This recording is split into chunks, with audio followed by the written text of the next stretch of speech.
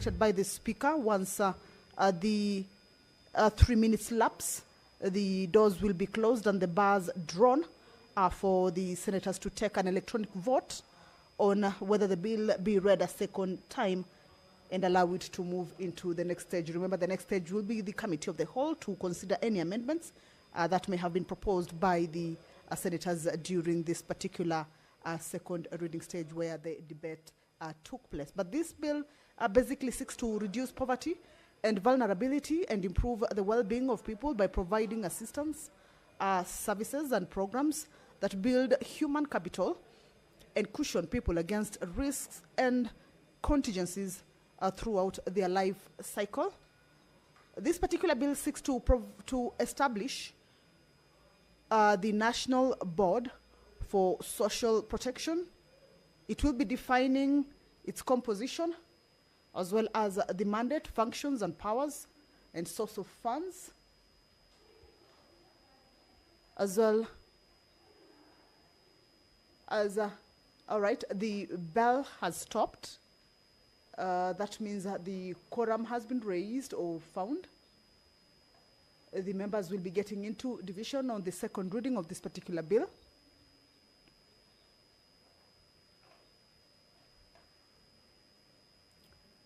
Some of the functions of the board which this particular bill seeks to establish include advising the Cabinet Secretary on matters relating to social protection, also designing and implementing social protection interventions and programs, as well as providing social assistance and social care to vulnerable persons, coordinating social protection interventions, establishing and maintaining a social protection registry, also undertaking civic education on social protection, periodically undertaking indexation of social assistance. All right, allow me to hand you over to the division stage. Lock the doors and draw the bar.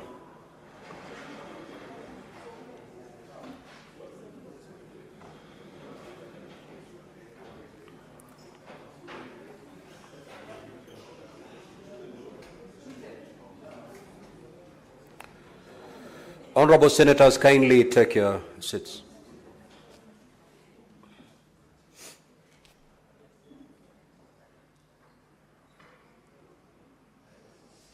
Now, Honorable Senators, voting will be done electronically. And before I put the question, kindly log out. Such at times, go around and pick any unattended card.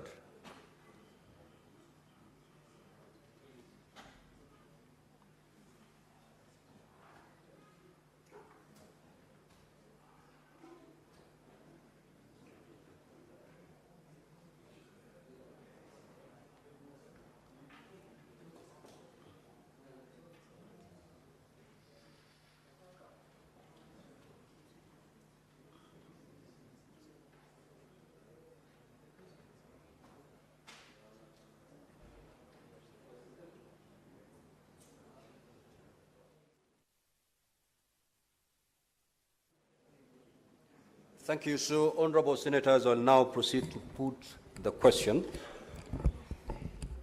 that, you log in when you're voting. You may log back in. The question is that the Social Protection Bill, National Assembly Bills number 12 of 2025, be now read a second time.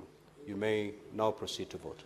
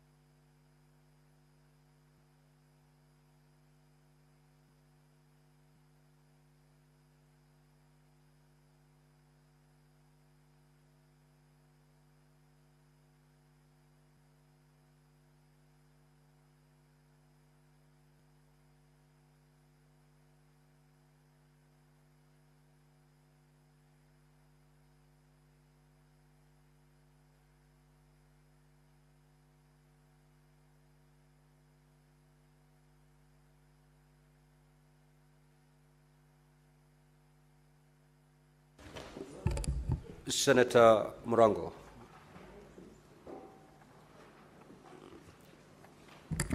The result of the division is as follows. Ayes 29 votes, nays 0, abstention 0. So the ayes have it.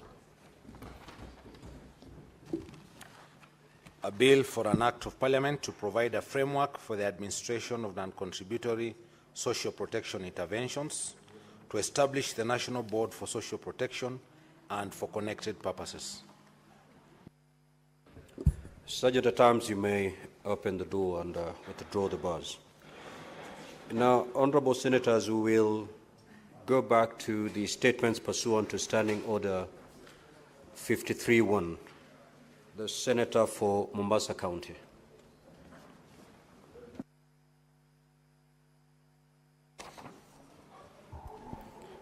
Thank you, Honorable Speaker. Mr. Speaker, I stand pursuant to Standing Order number 53-1 to seek a statement from the Standing Committee on Roads, Transportation and Housing on a matter of countrywide concern regarding the poor quality of services offered by Kenya Airways and its sister airline Jambo Jet, particularly on the Mombasa route. Mr. Speaker, Mombasa is a leading tourist city that relies heavily on both domestic and international tourism for its economic prosperity. Despite having strategic transport infrastructure, including an international airport, a world-class seaport, the standard gauge railway, and a robust road network, the Mombasa International Airport remains underutilized. This underutilization is partly due to the restrictive licensing regime and limited landing rights extended to competing airlines. Consequently, Kenya Airways and Jambo Jet have maintained a de facto monopoly control over the route, which has resulted in exorbitant ticket pricing, frequent delays, and abrupt flight cancellations. The economy class fares to Mombasa routinely average 8,500 per one-way flight, and on weekends and on peak seasons can rise to as much as 25,000 shillings. These rates are not only unaffordable to many Kenyans, but also diminish Mombasa's attractiveness as a competitive tourist destination.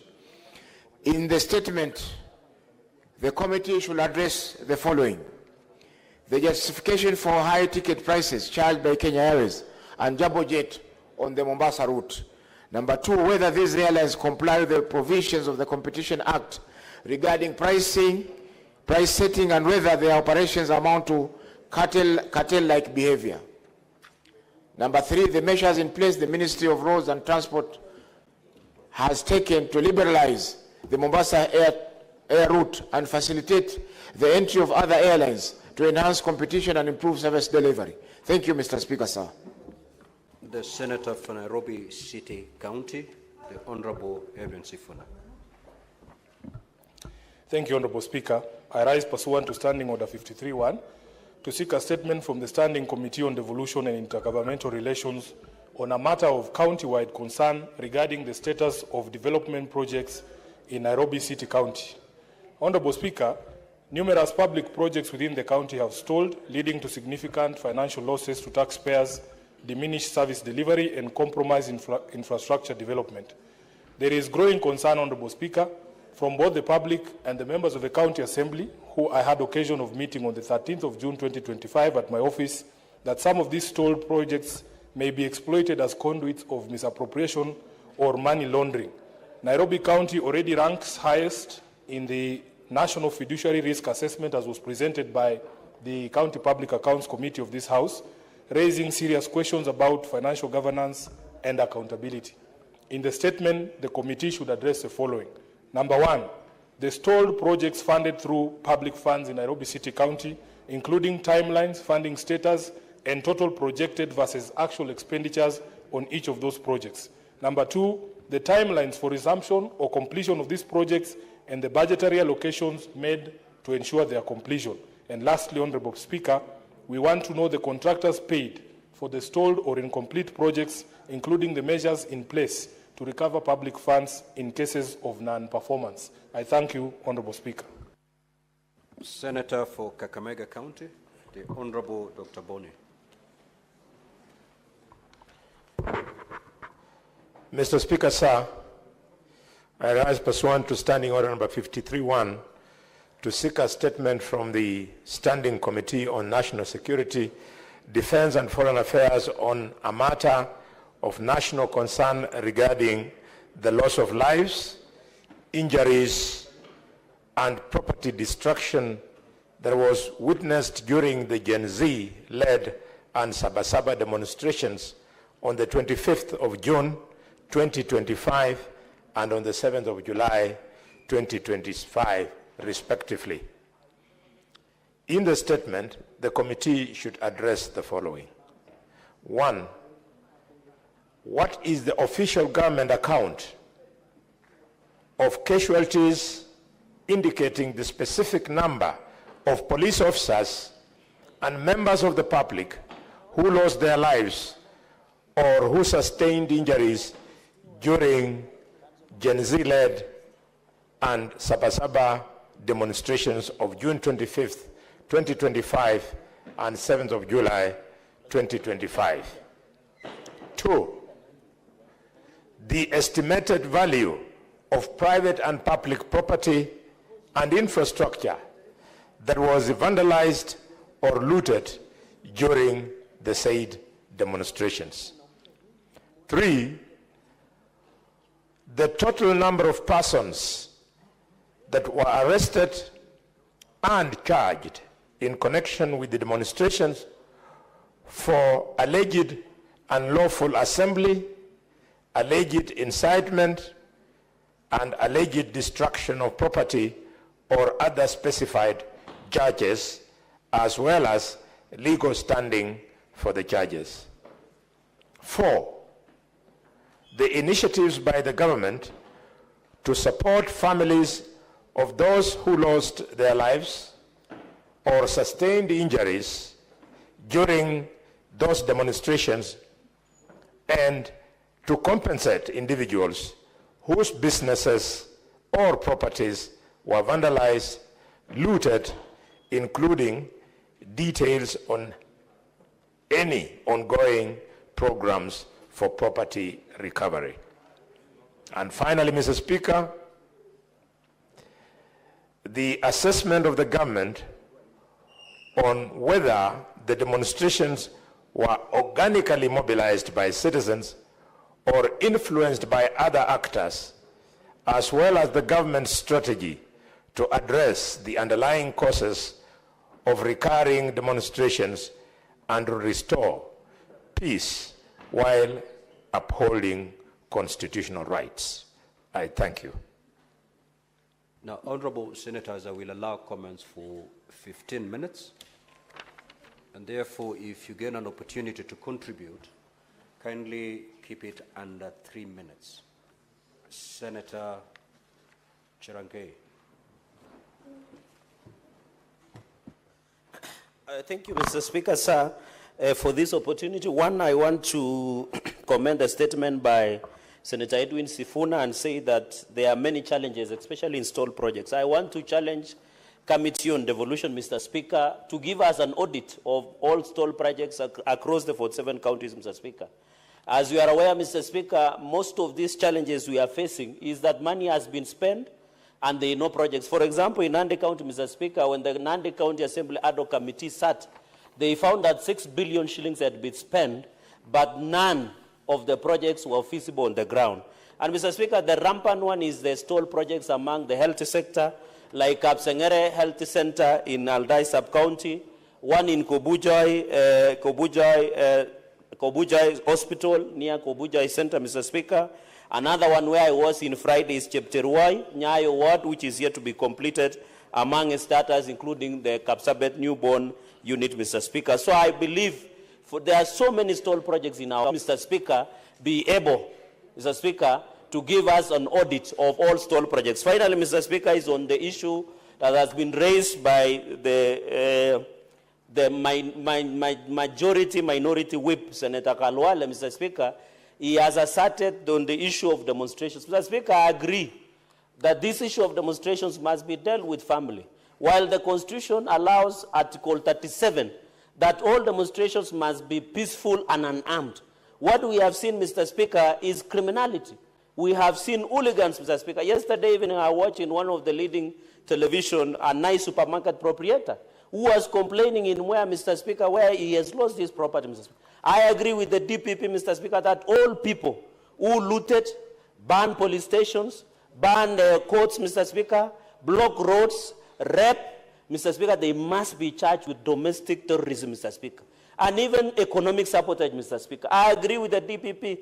And in fact, I want to request the judiciary, Mr. Speaker, to stop judicial activism, because we have seen cases where people have been charged with serious offenses of domestic terrorism, where they are being released through court orders or, Mr. Speaker. While I agree, most of these offenses are bailable, but to arrest anarchy, the judiciary must stop judicial activism, Mr. Speaker, and even declined to release most of these accused, Mr. Speaker, and let them stay in remand until their cases are heard and determined.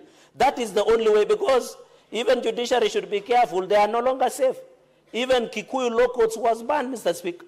And therefore, I want to appeal to the most of the young people in conclusion, Mr. Speaker, that the government is doing a lot through President William Ruto. Mr. Speaker, we are now having Kazi Mtani and climate works, Mr. Speaker.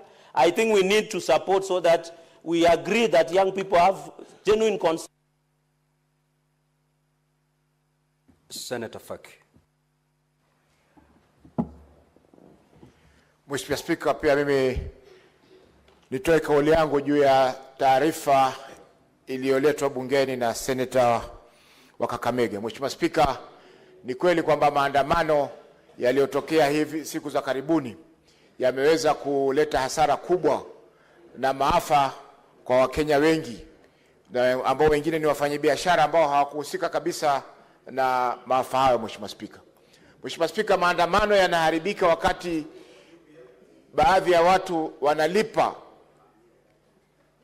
watu ambao wanajifanya wao ni polisi, wanatembea na marungu na wanazunguka kujaribu kuzuia maandamano. Mheshimiwa Spika, wakati maandamano yametolewa taarifa, ni jukumu la polisi kuhakikisha kwamba Honorable senators, ile sehemu maandamano yale yatapitia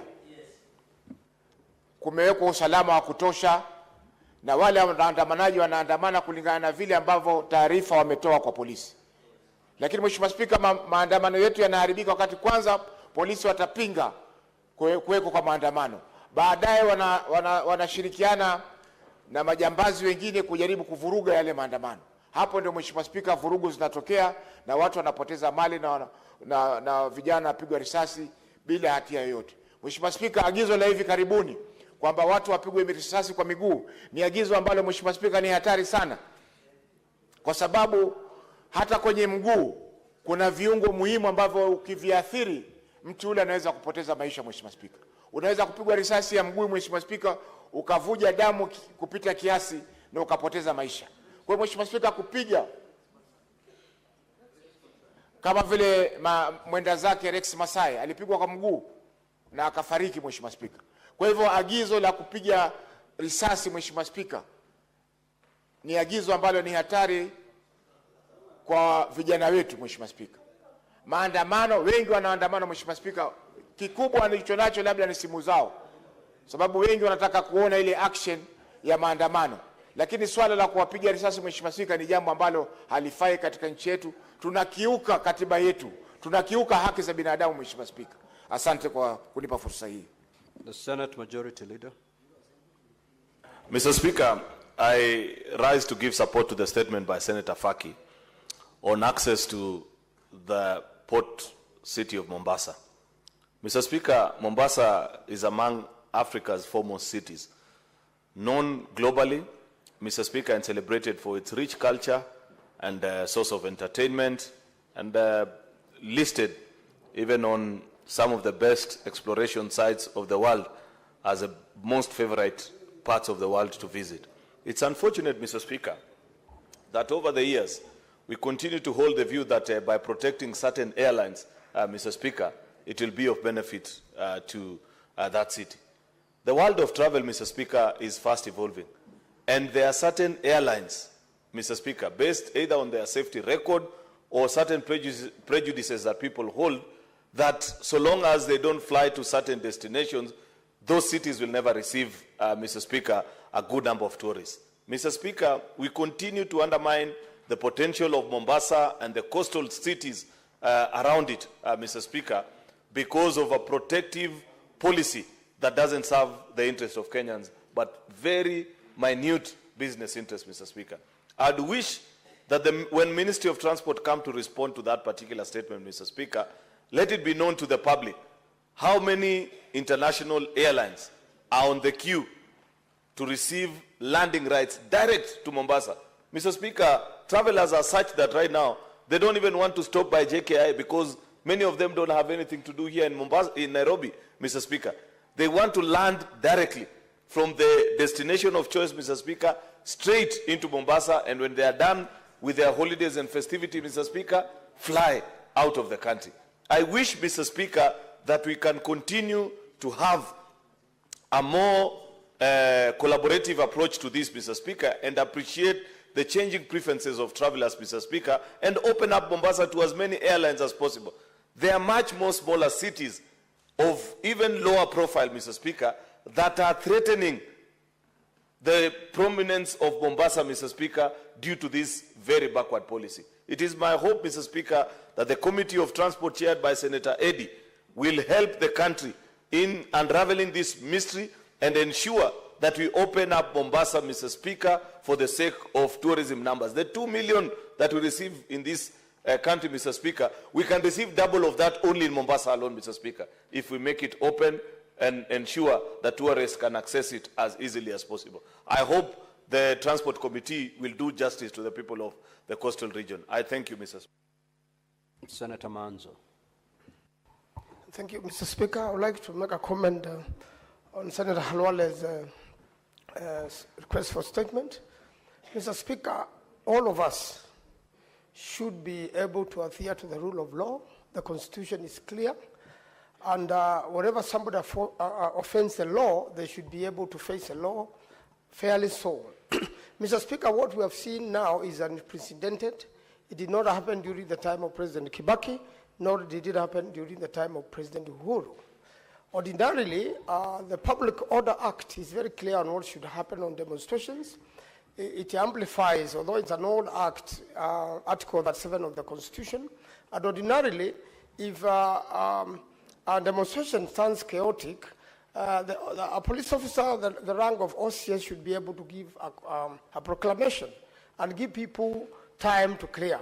But unfortunately, because I've participated in this occasionally, it will always start with a bullet fired or a tear gas, and that's what will irritate the otherwise peaceful crowds, and also penetration by other people who are not part of the demonstrations. There are no regulations in relation to this. The regulations which are there were made by the Honorable Amos Wako over 20 years ago. They have expired. The minister is charged has not come to renew them through the Committee of Delegated Registration, although they have gotten a leeway of 2 years or so to do so, which now are expiring. So, Mr. Speaker, I really want to say that the order to shoot and kill is unlawful. The prosecution of peaceful demonstrators also in an anti-terrorism court is also unlawful. There is a lot of information from CCTV. The real criminals can be apprehended, but also those who send criminals to the streets should also face the law and should be apprehended. So, Mr. Speaker, really I want to condemn what has been happening, and I think the solution is not what we are looking for here. The solution, Mr. Speaker, is to change the government in 2027 and bring a government which can follow the rule of law. I thank you, Mr. Speaker. Senator James Mrango. Asante sana, Mr. Speaker. Mr. Speaker, ningetaka pia kusema kidogo kuhusu taarifa ambayo imeletwa na Senator Kakamega. Mr. Speaker, kuna mambo matatu ambayo yalitokea na lazima tuweze yote kuyangamua. Ya kwanza ni kwamba kulikuwa na maandamano ya Gen Z, kulikuwa na wakora walioingilia maandamano ya Gen Z, na kuna wakora pia, na kuna wale ambao wengine wapita njia ambao walikuja kupata kufa na wako katika maandamano. Mr. Speaker, Nasema hivyo kwa sababu kuanzia kesho nitakuwa tunaanza mashishi ya waine ambao waliuawa, na wengi wao wako na miaka 20, Mr. Speaker, na wengi wao walipatikana na risasi wakiwa wengi manyumbani na wengine katika makazi yao. Mr. Speaker, kama viongozi ni vizuri pia tungamue mbivu na bichi, na nimeona wengi wakisema kwamba watu wauliwe. Watu wanafaa kuwa sisi sote ni watarajiwa katika kifo, na kuna miti na komaa mahali ya kutengeneza jeneza zetu wakati tutakapokufa. Na kwa hivyo ni vibaya kati kiongozi kusimama na kusema watu wauliwe. Kwa nini nasema hivyo? Hizo, Mheshimiwa Speaker, ni kama hile inaitwa ila ya kwapa kunuka pasipo kidonda. Unapata watu wanafikiria wale wanauliwa ni wale, lakini sio sisi. Mr. Speaker, katika waini ambao nimetanja hapa, na ndio vizuri report tuweze kuletewa hapa. Moja, tumeshinda siku nzima tukitafuta cheti ya umbi ili aweze kufanywa upasuaji hauliwe. Alikuwa anafanya kazi katika Saimba. Lakini wale wote walio sijasikia mtoto wa kiongozi ambaye ameuliwa na bunduki, Mr. Speaker. Chambilecho kwamba kuku maskini hatagi na akitaka angui na akiangua vifaranga uliwa na mwewe. Sasa wale maskini vifaranga vyao ndio vimeenda. Tungeomba kwamba tuwe kimya na tusiongee maneno mengine ya kuudhi ili tuweze kuwafanya waomboleze na kuzikana kwa amani, Mr. Speaker. Lakini Mr. Speaker, tumepewa leo kisu, tunanoa msumeno. Tuchunge isije ile msumeno ndio itakuja kukata msitu tunaojificha na kuachwa uchi. Mr. Speaker, anayeogelea baharini kwa kutegemea mawimbi, wakati anaposhuka akiwa hana nguo, uchi wake huonekana mchana peupe. Kwa hivyo ni vizuri tuchunge maneno tunayosema, wakora washikwe, wenye waliharibu mali na kuimba vitu na kuvunja mali ya umma, hiyo naunga mkono kabisa. Lakini pia waliouliwa pasipo sababu, familia siweze pia kupewa ridhaa ili waweze kutulia na waweze kuendelea na maisha ya hata kama tuweze rudisha uhai wao. Asante sana, Mr. Speaker. Senator Olekina.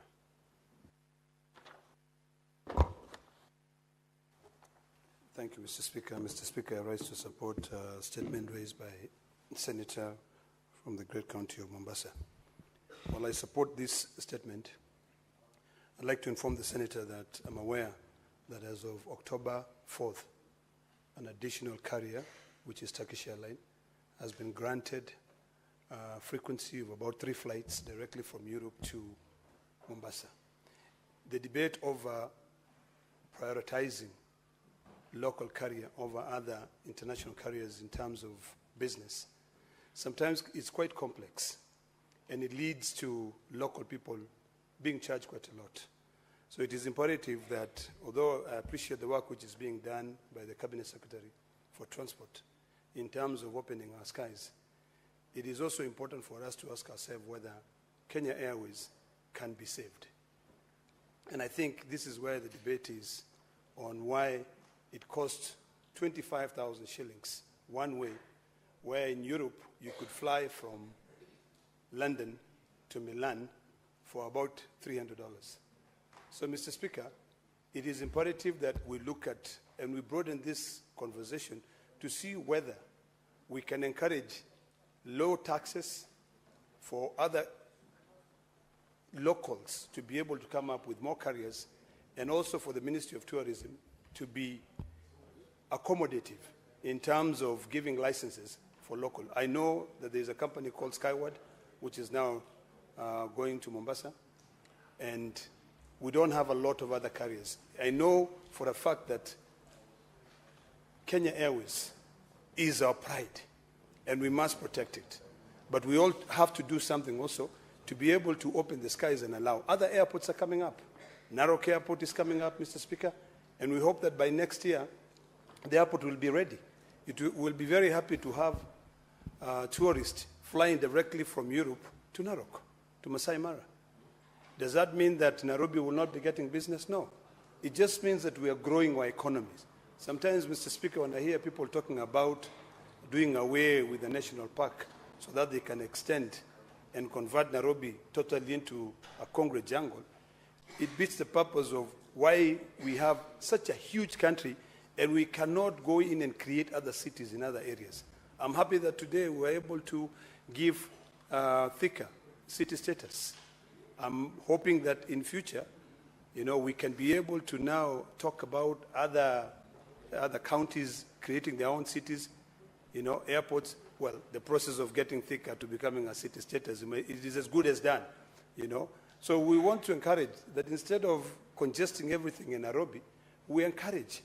One other big challenge, Mr. Speaker, is that because the cities are so close to each other, sometimes it doesn't make economic sense to fire out an engine of an aircraft, from Narok to Nairobi, because by the time you are trying to go up, you are descending. So it doesn't make sense economically. But I think it is important that we look at it holistically to see how best we can reduce taxes and encourage more people to invest in the aviation industry. Otherwise, I support, and I just want to appreciate what the Ministry of Transport is doing in allowing more international. Now we need more frequency. I think if Turkish Airlines is given to bring more, if British Airways is given more, other people are given to fly directly to Mombasa, to fly to Narok, we will be opening our economy to, more foreign currencies. Right now, I'm very happy that we've been able to increase our foreign reserves to quite a lot of money compared to other years. I think it was about, 14 trillion or something like that, or 1.4 trillion in foreign reserve. It is something that when we do it practically, we can be able to benefit our country. Thank you, Mr. Speaker. Senator Tabitha Mutenda.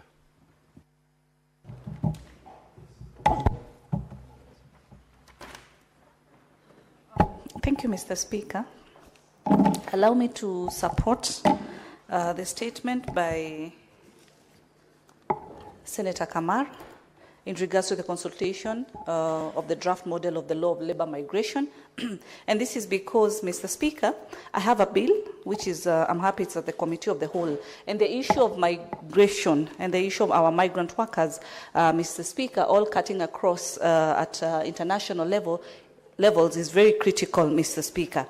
I'm happy that she's able to note also that I've been able to make severe strides, and I also request that the same priority be put by the Committee of the Labor and Social Welfare, because matters that are affecting our migrant workers across the country, Mr. Speaker, are very critical. We've seen families, some that have really positively succeeded working in the Gulf countries, others that have also suffered in one area or the other. But because these are our brothers and sisters from the different countries, but more specifically because my bill touches our Kenyan brothers and sisters who've traveled out there, it is a bill that gives them an opportunity to be treated fairly and with the right standards as other African countries, the same way they are treated. It would be very unfair, Mr. Speaker, whereby a Kenyan employee out there is really paid peanuts, while the same counterpart coming from a different country is paid higher, simply because we've not been able to negotiate correctly. But I'm happy that this bill is in place. It has been well embraced, and I also ask the ministry to keep up the same speed. Allow me to also to touch on the statement by Senator Hamida in regards to Mr. Juan Peter Ayiro, of a senior teacher at Alliance Girls High School, Mr. Speaker. We were able to see. Senator Muma. I hadn't finished, Mr. Speaker, because the majority whip just called me out and said order, and so Senator for Kakamega, if you have a point of order, you know what to do, but you do not exchange directly with your colleague. Proceed, Senator Mutenda. Proceed.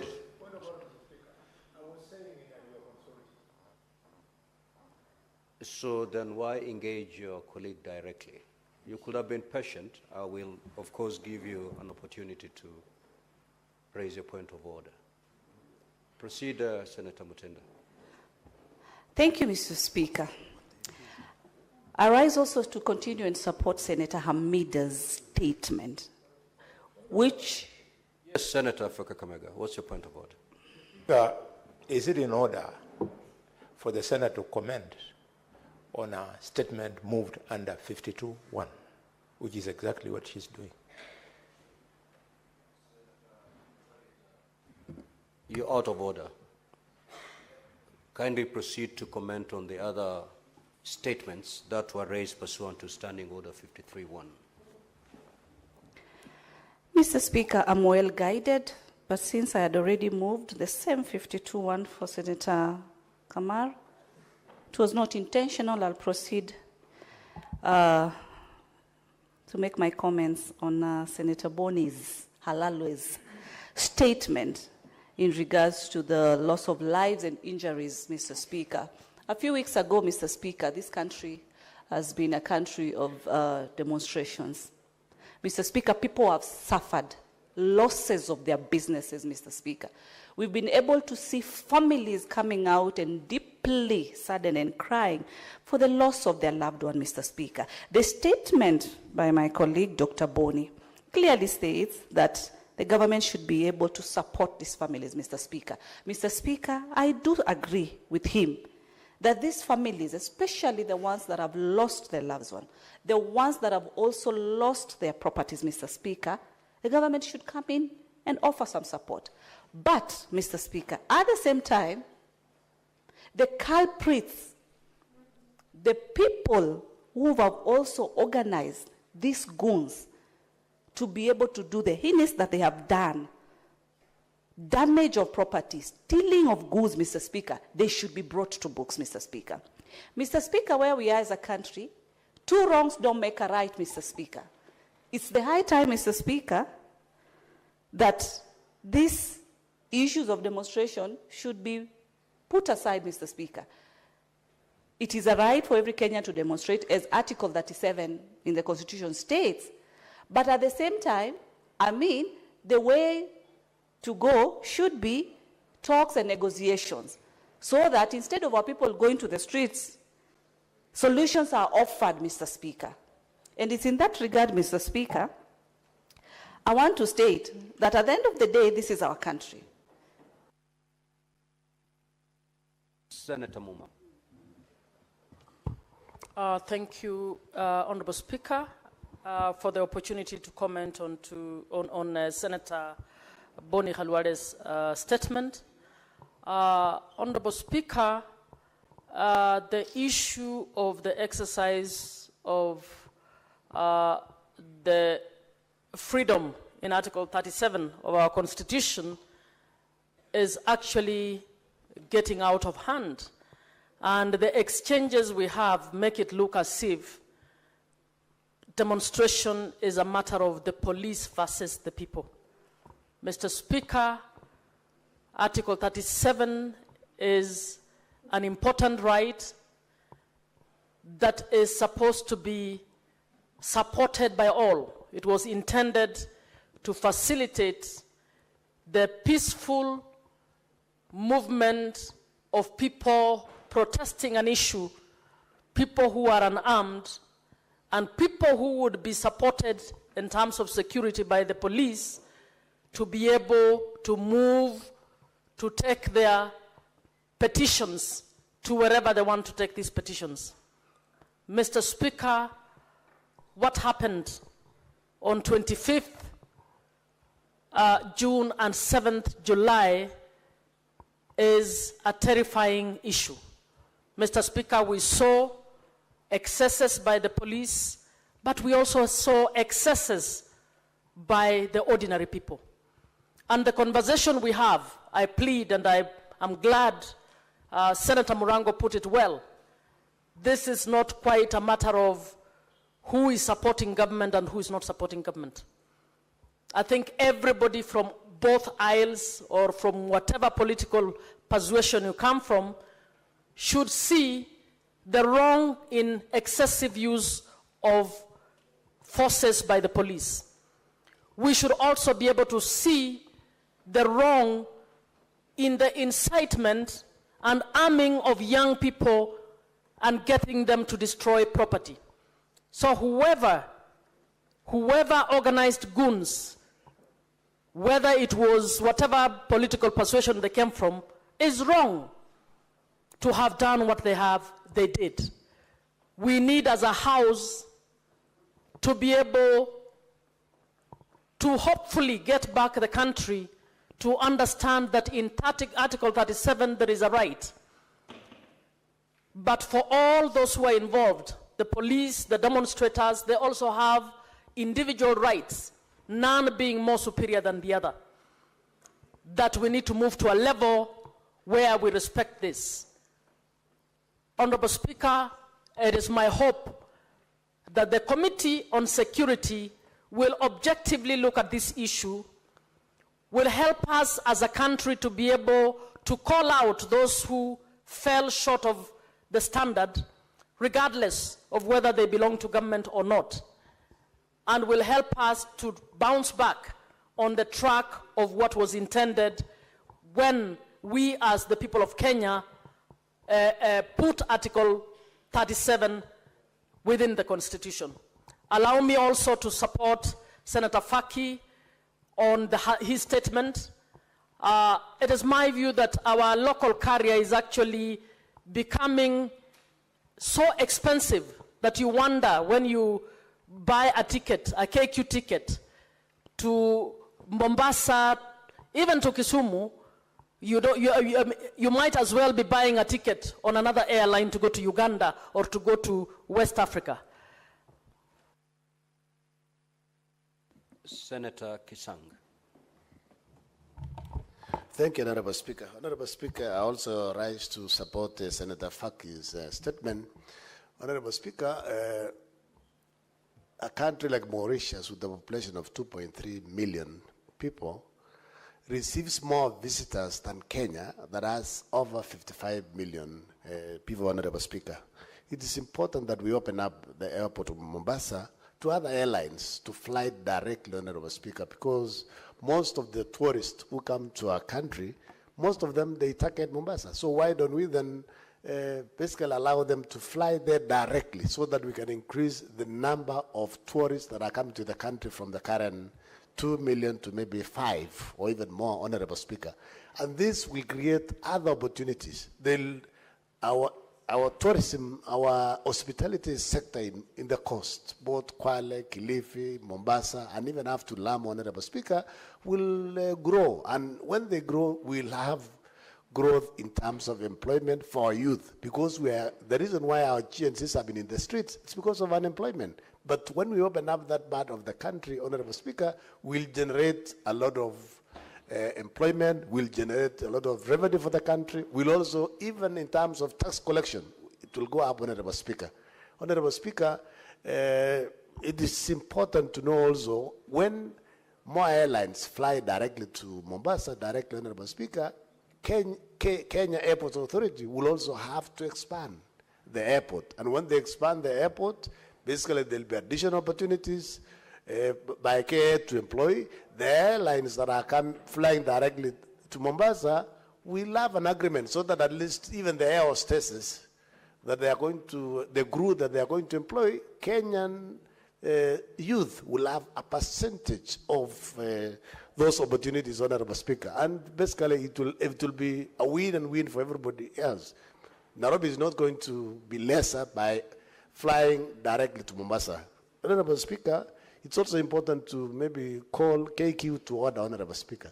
This airline, the delays that are there are too much. In fact, in Kenya, I remember 80s, 90s, KQ was called the pride of Africa. But I don't think we are proud even now to say KQ is the bride of Africa, Honorable Speaker. I remember sometimes last year when you sent me to Zambia, and then several of us, we came to Kaunta International Airport around midnight because the flight was supposed to be at 2 a.m. And then we are put there for 8 hours. There is no explanation. Even flights, the local flights from JKI to Mombasa, from JKI to Kisumu, there are so many delays, and KQ don't even have the courtesy to apologize for the delays, Honorable Speaker. And finally, Honorable Speaker, the one on Kalwale's statement, Honorable Speaker, I remember 1990, 1991, 92, Honorable Speaker, when there were demonstrations, the opposition then used to go to Kamukunji and make all the statements there and go home peacefully, Honorable Speaker. I don't know what has become of late. For the last 5, 6, 10 years, our demonstrations have taken a different turn, not like the organized one for 1990, 91, 92, and around after maybe around 1995, Honorable Speaker. We need to look into this so that we don't destroy property. We demonstrate peacefully as anticipated in Article 37 of the Constitution, Honorable Speaker, without injuring the rights of other Kenyans, Honorable Speaker. Thank you.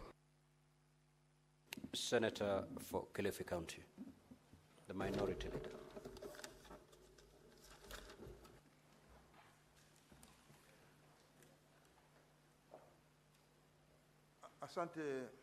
Asante Mstahiki Spika. Mstahiki Spika, kwanza nataka kuchukua nafasi hii kumpa kongole ndugu yangu Faki kwa kuja na taarifa hii. Mstahiki Spika, tunajua kabisa kwamba Mombasa ndio kama kiini cha uchumi wa pwani, na ingekuwa vyema kwamba Mombasa kufikia hivi sasa ndio ingekuwa inaongoza katika Kenya kwa upande wa utalii. Lakini jambo la kusikitisha ni kwamba hivi sasa Mombasa na vitongoji vyake katika pwani vimekuwa vya mwisho katika upande wa utalii. Utalii umekufa katika mkoa wa Pwani. Bwana Spika, mengi pia yanaletwa ni kwa sababu ya uzembe ulioko katika Kenya Airways. Shirika letu la ndege tunalojivunia kwamba it's the pride of Africa, sio pride of Africa, it's a shame of Africa. Ni jambo la kusikitisha, ni aibu tupu, kwa sababu ukiangalia asubuhi kama leo nimeweza kuchukua ndege kuja Nairobi, lakini ukienda na kama Skyward unalipa shilingi 7,800 ama unaweza kulipa kama shilingi 8,900. Ukienda na Kenya Airways kutoka Mombasa kuja Nairobi, ukiwa ulibuku jana unalipa shilingi 25,000, tofauti ya 10,000. Hiyo ni mara mbili ya safari ya kutoka Mombasa kuja Nairobi na kutoka Nairobi kwenda Mombasa. Jambo la kusikitisha.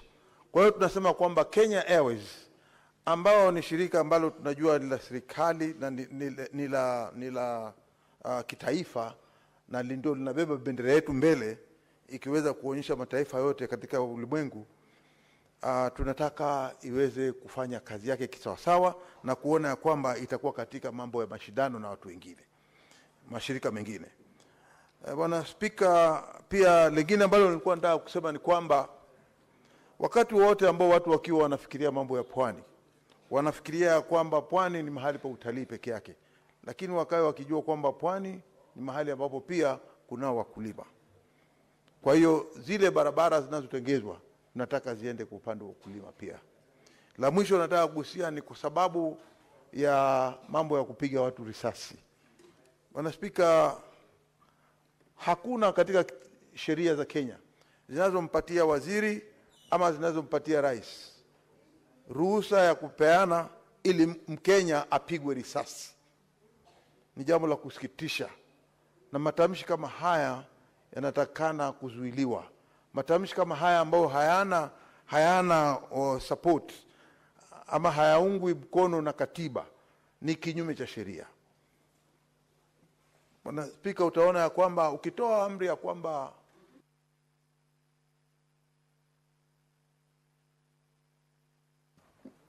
Senator Kinyua.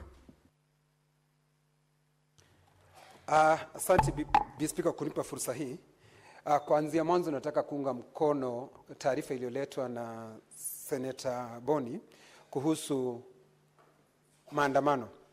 Bi Spika, katika kipengee cha 37 kinakubali maandamano ya amani, na hiyo inakubalika Bi Spika, lakini inavunja moyo sana Bi Spika ukiona watu wanaandamana, wengine wanaandamana kwa amani ilhali unapata kuna wale wahuni. Lakini kile kinavunja moyo sana ukitembea Nanyuki, kwa sababu kulikuwa na yale maandamano ya Sabasaba. Kuna msichana wa miaka 24 ambaye anaitwa Julia Njoki. Ndio alishikwa akapelekwa kotini na akahukumiwa. Lakini baada ya hapo unapata kwa njia isiyojulikana alikufia katika alikufia katika seli zetu, Bi Speaker. Hili jambo linavunja moyo sana ikiwa hautapigwa risasi, kwa sababu tayari kumesemekana ya kwamba kuna ile taarifa inasema ya kwamba Wakenya wapigwe risasi, na ukiangalia katiba ya Kenya inasema serikali kazi yake kuu ni kulinda mali na maisha ya wananchi. Na hata ijapokuwa, Bi Speaker, kwa sababu ndio kuna wale ambao ni wahuni ambao tayari wanaingilia katika ile maandamano na kuleta vurugu, kuibia wananchi na kuwadhulumu ama na kuwaumiza wale wananchi. Kuna mfuatilio ambao unapaswa kufuatwa, washikwe wapelekwe kotini na wahukumiwe, Bi Speaker, kwa sababu katika sheria zetu zinasema ya kwamba wewe unaonekana kwamba bado haujafanya kosa, ni mpaka upelekwe kotini na wanasheria wafanye kazi yao, Bi Speaker. Si Julian Njoki peke yake, Bi Speaker. Kijana wa kidato cha 3 ambaye anaitwa Thomas Gashwara alipigwa risasi na kuuawa Sabasaba, Bi Speaker. Unajiuliza kijana kama yule anaweza kuwa amebeba nini ama anaweza kufanya nini? Kwa hivyo hii mambo ya kuwashambulia watu wakiwa kwa maandamano, Bi Speaker, ilhali unaona wale wahuni wanaendelea kufanya kazi yao bila ya kuonekana wakiwa na mtu yeyote ambaye anawasimamisha. Bi Speaker, jana niliangalia nikaona ya kwamba nyanyake Julian Njoki ni mama mkongwe, hata yeye alikuwa akipigwa na tear gas akitetea haki ya mjukuu wake, na baba ya mtoto huyu ndiye chifu wa sehemu hiyo, Bwana Martin Kariuki Rienye, Bi Speaker. Kwa hivyo unaona hiyo inavunja, hata mfanyikazi wa serikali anavunjwa moyo na hawa maafisa wa usalama ambao wanapenda kupiga watu risasi, Bi Speaker. Kwa hivyo hili ni jambo ambalo halipaswi kukubalika. Kamati ambayo inahusika, kamati ya usalama, wanapaswa waangalie haya mambo kwa undani, waweze kujua haya maandamano, Bi Speaker, wahuni ni akina nani, wale ambao wanafanya, wale ambao wamekuja kuleta dua zao. Kuna wale ambao wamekuja. Senator Mungatana. Thank you, Madam Speaker, for giving me the opportunity to take the floor and support the statement by Professor Margaret Kamar on labor migration, the consultations that were made by Pan-African Parliament recently here in Nairobi on the 16th of June. Madam Speaker, I watched with consternation about 2 days ago when the Greek Prime Minister was speaking to his parliament amid huge cheering. And he said that Greece will no longer provide an easy access to Europe from North Africa. And he said again, amongst huge cheering from the members of parliament, the Greece parliament, that they will be detaining every person who crosses from Morocco, from Sudan, from South Sudan, all those who from Libya, all those people who make their way to Europe through Greece. They will create special detention camps. Mr. Speaker, Madam Speaker, what this communicates is that time has come for Africa to seriously consider developing migration laws for labor that make it easier to come and work in other parts of Africa as opposed to going to Europe. The days when Europe was the glamorous place that people used to hope to go to, they are over. They are also experiencing lots of problems. Trump has put very serious taxes on importation of their goods. They are having their own economic problems, and they're trying to find a way of answering those problems by making it look like it is migrant labor force that is bringing the problems to Europe. Madam Speaker, these consultations that were sponsored through Pan-African Parliament must be taken very seriously. It is time that Africa really rises up to make it easy for all of us who want to work in various parts of Africa to be able to work there without a problem. Madam Speaker, we need to create a situation where if an Angolan came to Kenya, what is the legal regime? How much tax does he pay to Kenya and how much tax does he remit back home? What about the social policies? Will he be eligible for him to access to social health authority in Kenya, for example? Will he be protected by the labor laws in this country? We need, as a country, as Africa also, to support this labor migration law that is being developed through the Pan-African Parliament. It has already now gone through the consultation. And I am aware that in this Nairobi meeting, a resolution was made to bring it to the plenary of the Parliament of Africa, which will be done in this session beginning this July. And once the plenary is done, Madam Speaker, as the process demands, it will go to the AU executive, and then we will have to domesticate it in various national parliaments. We need to make a score on this one. We need to create an Africa where our people can go and work anywhere, they can go and live anywhere. During the Africa Day here, Madam Speaker, we, the members of the delegation of Pan-Africa, we brought students from all over Kenya in leadership into the parliament precincts. And we had a meeting here celebrating the African Day. Mr. Speaker, Madam Speaker, what I saw are students here, students who are from Rwanda, students from South Africa, students from DRC, who are all students here in Kenya. These students, Madam Speaker, they will meet their spouses here. Why should we make it so difficult for them to be?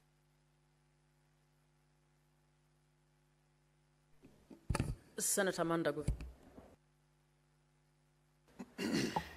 Thank you very much, Madam Speaker. Madam Speaker, I rise to support the request for statement by Senator Boni Alwale, Madam Speaker, with a bit of concern in some of the areas the Senator is asking. Madam Speaker, we truly understand that indeed it is a constitutional right for people to picket and seek for their rights, Madam Speaker. But Madam Speaker, when we are talking about vandalism, destruction of property, Madam Speaker, it should be clear that the law provides for government to protect its citizens and property, Madam Speaker. And Madam Speaker, any action the government then takes to protect the citizens' lives and their property, Madam Speaker, should also be applauded in the same measure that the government is being criticized for taking action. Madam Speaker, I'm happy to note that, Madam Speaker, when there was a debate on whether the youths were responsible for destruction of property or the goons, Madam Speaker, and I've had my friend and colleague Senator for Laikipia saying the order to shoot, Madam Speaker, was unfortunate. But Madam Speaker, I think that order is the reason why the owner of the goons, Madam Speaker, has announced that the demonstrations and the destructions of property must stop, Madam Speaker. And Madam Speaker, even as we seek to know, to quantify the losses that we have, Madam Speaker, I don't agree with the position that government compensates businesses that have been lost, Madam Speaker. But I would say the owners, the organizers, the mobilizers of the goons that destroyed property, Madam Speaker, should be held to account. Madam Speaker, in the future, I think this House, we need to amend the law. What's your point of order? Who's Senator Kinyo? Madam Speaker, I heard the good senator for Singishu, Mandago, saying about the owner of the goons. I don't know who is the owner of the goons. Senator Mandago, please substantiate who the owner of the goons is, or Madam we Speaker, withdraw and the owner apologize. of the goons is somewhere in United States. Senator Mandago. I will get the names later, Madam Speaker, but, Yeah. but I know there has been some announcement that Maandamano Senator Mandago, will you tell us the owner of the goons in the next one? We can actually record that, or you withdraw the statement if you don't have a name. Madam Speaker, property that was destroyed was not destroyed on ordinary days. It was destroyed during Senator Mandago, the point of order is very specific. Do you have a name of the owner of the goons, or you do not? If you do not, kindly withdraw. Madam Speaker, let me temporarily withdraw. But even as I withdraw, Senator Kinyua knows the owner of the goods. Senator Mandago. Okay, Madam you know Speaker, the rules. Please. So that I can complete my Withdraw submission, or let me withdraw that statement, Thank Madam you, Speaker. thank you. The point is made. But I wanted to say that even as the Constitution allows for people to picket, demonstrate, and take their petitions, Madam Speaker, the Constitution also protects the wealth and the business and properties of others. Madam Speaker, in the future, those organizing for demonstration should take responsibility for any destruction of business or property that is destroyed in the course of that demonstration, Madam Speaker, so that people can call for genuine demonstrations. We want to see people picketing, taking their petitions the way we've seen the health workers bring to Parliament. We want to see people taking their petitions to the police headquarters. We want to see people taking their petitions to the Cabinet Secretary for Security to demand where there is insecurity, Madam Speaker, they take to the right. Senator Nyoto. Thank you, Madam Speaker. I also rise to support the statement by the Senator for Kakamega. Madam Speaker, regarding demonstrations and the resultant killings and destruction of property. And Madam Speaker, we must start by saying that it is the right of every Kenyan when they have a reason to demonstrate peaceably and unarmed. That is a right that cannot be taken away from Kenyans, Madam Speaker. The other thing that concerns me as a person is that no one is addressing the causes of these particular demonstrations. We have had young people demonstrating, and they have grievances against the government. And government has not even made an attempt at resolving or at addressing these grievances. It is time, Madam Speaker, that the government of Kenya starts addressing the root cause of these demos and not just demonizing those that demonstrate, Mr. Speaker. I must also express my very deep, I should call it embarrassment that, Madam Speaker, the head of state can address this issue without first giving a message of condolences or passing a message of condolences to those who have lost loved ones, especially through a police bullet, Madam Speaker. Madam Speaker, even as we discuss this matter, we must say and be very categorical that it is true anyone who destroys life or property must be made to face the law. But, Madam Speaker, we cannot apply the law selectively. And I say this because, Madam Speaker, there are some youths now charged under the Terrorism Act, supposedly for touching the police station in Kikuyu, Madam Speaker. While another police station was touched in Mawego Police Station, Madam Speaker, in Homa Bay County. The youths that were that perpetrated that, none of them has been charged under the Terrorism Act, Madam Speaker. So the law must be applied equally, Madam Speaker. We cannot have youths from a particular region being charged under the Terrorism Act, while, Madam Speaker, there are youth from another region that, Madam Speaker, are charged under a different Cherarke, what's regime. your point of order? Madam Speaker, I raise understanding order 105 on the issue of accuracy of statement and facts. And then Madam Speaker, I needed the senator is out of order.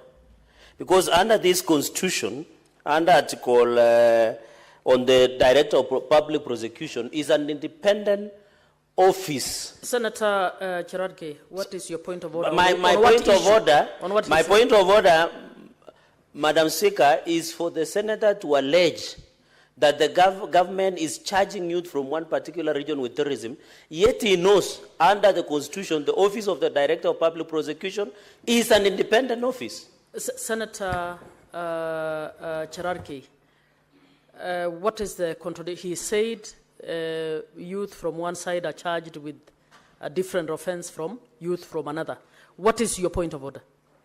My point of order, Madam Speaker, is insinuating that the government is charging, yet it is the DPP who does the charge of suspects. Senator Cherargei, I think your point of order is not clear, so Senator Nyuto, proceed.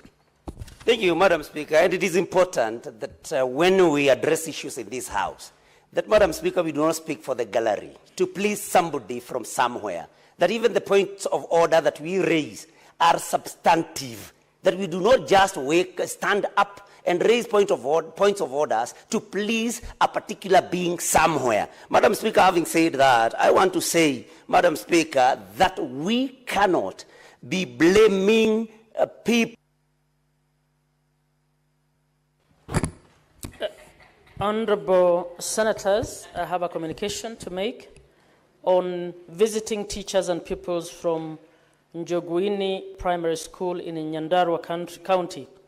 Honorable Senators, I would like to acknowledge the presence in the public gallery this afternoon of visiting teachers and students from Njoguini Primary School in Nyandarua County. The delegation comprises 8 teachers and 43 pupils who are in the Senate for one-day academic exposition.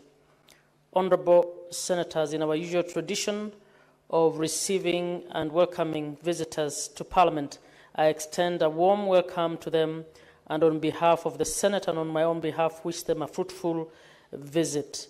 I thank you. Is the Senator for Nyandarua? Do you want to welcome them for 2 minutes, please? Thank you, Madam Speaker. I just want to welcome the teachers and pupils of Njoguini Primary School, Nyandarua County, Budas, Murang'a County. Senator Mandago, Senator Mandago. What is the issue? Just hold on. Chair, you know, because the school is on an academic tour, I think it is important for them to know, and they know that their senator is John Medhu, the senator for Nyandarua. Senator Nyuto is the senator for Murang'a. And just for further information, Madam Speaker, Nyandarua County is in the Rift Valley. It would have been appropriate for me to welcome this delegation.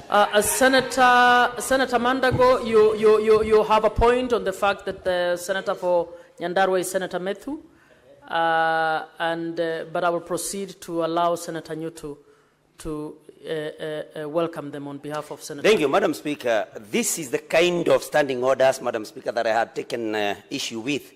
Now, the former governor for Uasin Gishu wants this House to believe that Nyandarua County is actually in Rift Valley County. Nyandarua County Senator Mandago is in Mount Kenya, to be specific, in central Kenya. And it borders Murang'a County, and I stood here as a neighbor of Nyandarua County to welcome the good pupils from Njoguini Primary School in Nyandarua County. And I want to tell them, welcome to this particular house. Your senator, Senator John Medhu, is out on official business. And as John Nyuto, Senator from Murang'a County, I stand in for Senator John Medhu while welcoming you here. I believe that you are going to have a very fruitful experience here, and you will learn from the discussions that we are having here. But one thing I ask you is that when you grow up, please be reasonable in your debates and your actions, and do not take some lessons that are negative from some of us. Otherwise, God bless Njoguini Primary School. Your teachers, your future is very bright, that I assure you. Karibuni sana. Asante. Honorable Senators, I have another communication to make on visiting teachers and pupils from Bonanza. Order, Senator Nyuto. Senator Nyuto, please. I have a communication to make on visiting teachers and pupils from Bonanza Primary School in Embu County. Honorable Senators, I would like to acknowledge the presence in the public gallery this afternoon of visiting teachers and students from Bonanza Primary School in Embu County. The delegation comprises 4 teachers and 29 pupils who are in the Senate for one-day academic exposition. Honorable members, in our usual tradition of receiving and welcoming visitors to Parliament, I extend a warm welcome to them, and on behalf of the Senate and on my own behalf, wish them a fruitful visit. I thank you. I'd like to invite Senator Mutinda to welcome our team from Embu. Senator Mundigi, who is the senator, is out shortly. Thank you, Madam Speaker. The Senator of Embu, your Senator Mundigi, is just stepped out on official duties, but actually is always my immediate neighbor. I'm also an alumni of St. Anne's High School from the great county of Embu. So I'm also a product of Embu when it comes to my O-levels. I want to take this opportunity to welcome you to the Senate. It is the upper house. We also wish you the best as you continue doing what you're supposed to do to the younger ones. Do not set the examples that we saw last week that were set by one of the best schools in this country, Alliance Girls. What we saw one teacher doing to our young people. I urge you teachers to go and do the best and have products like this, as I pride in being one of the students from the great county of Embu. Thank you, Madam Speaker. Honorable Senators, I'll give a few more as I request whips to mobilize for Kara. Senator Hamida.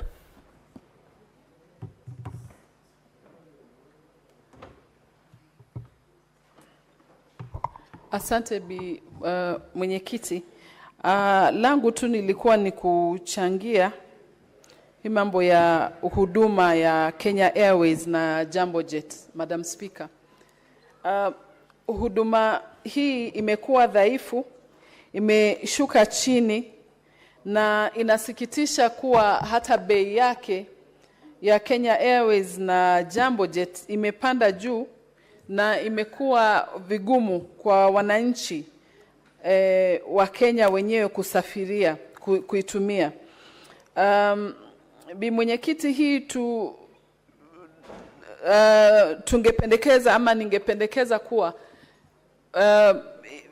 wakishusha bei ya ndege, itafanya mambo yatakuwa rahisi kwa watu, kwa sisi local wa Kenya kuweza kusafiria.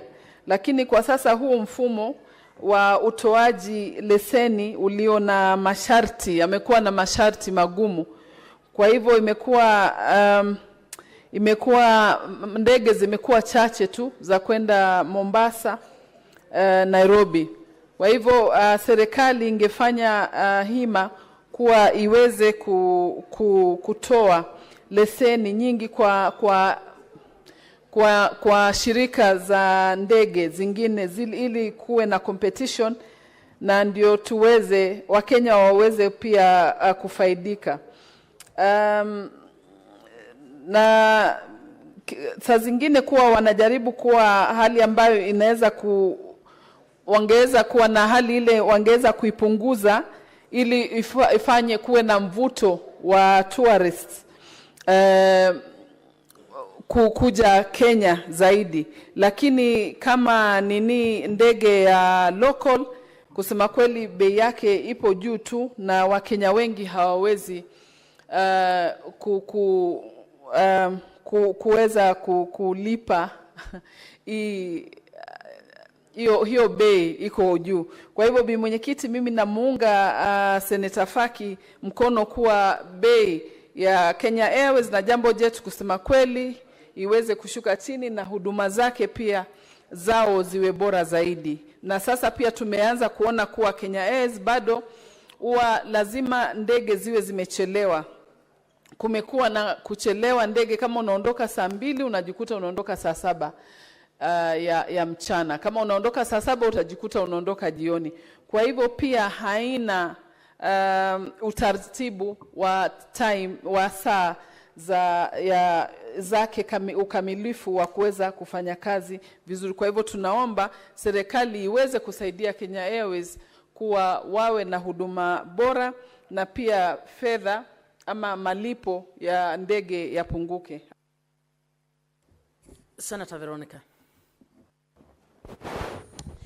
Honorable Speaker, thank you for the opportunity to speak into one of the statements that has been brought to the floor of this House by Honorable Dr. Boni Halwale.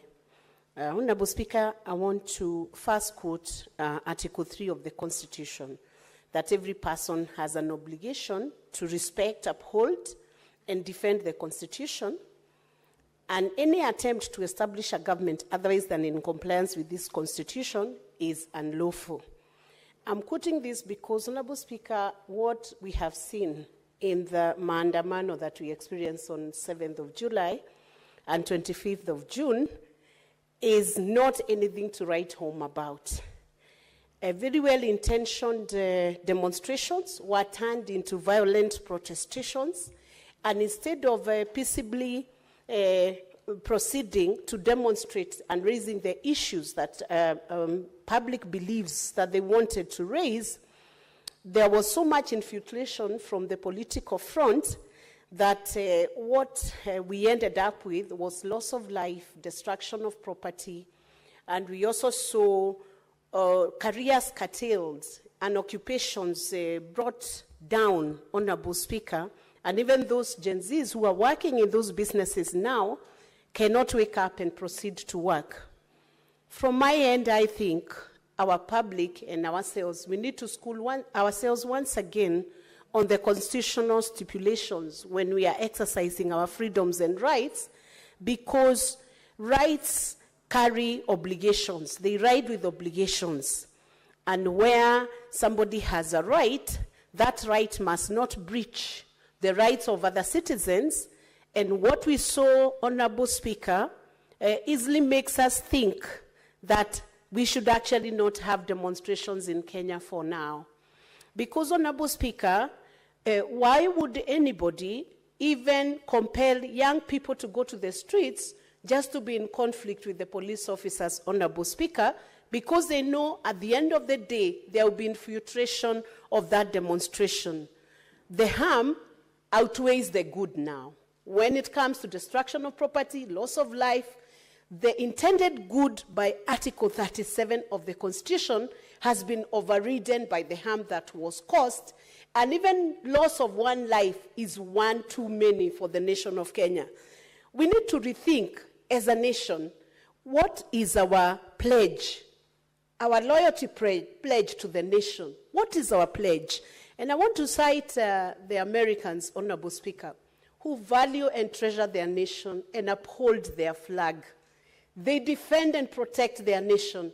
Why are we not able to do that in the exercise of our rights under the Constitution?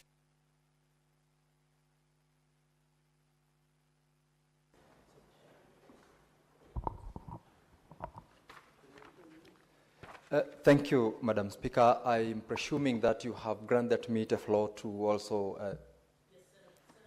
Thank you very much. I equally want to support the statement by Senator Boni Halwale on the consequences of what was initially meant to be a very constitutionally protected right under Article 37 of the Constitution to demonstrate, to picket, and to present petitions, which, Madam Speaker, unfortunately turned out to be a destructive experience which this country has previously not experienced.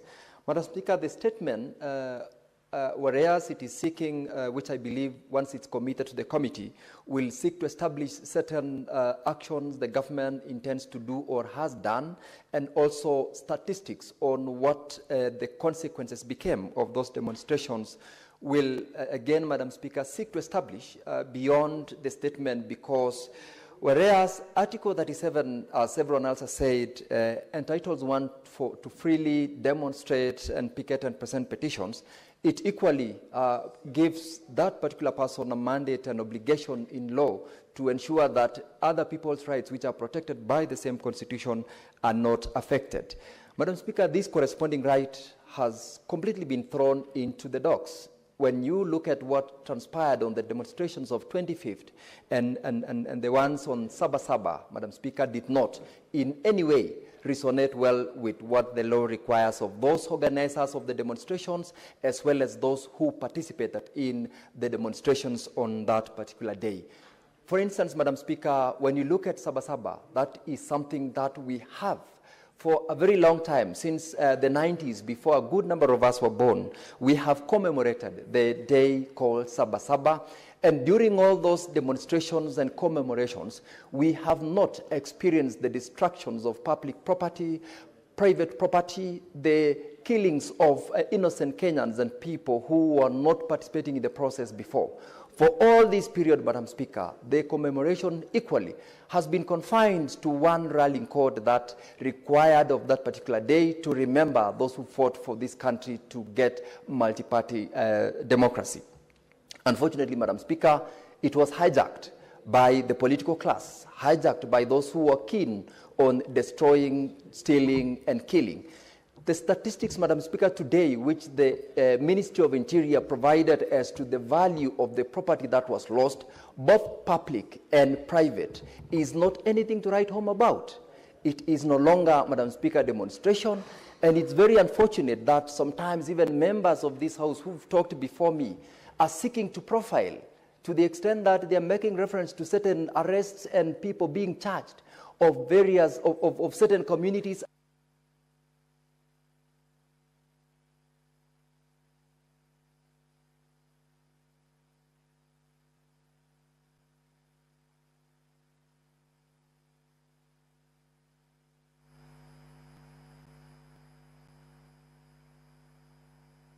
Can you hear me? Okay, thank you.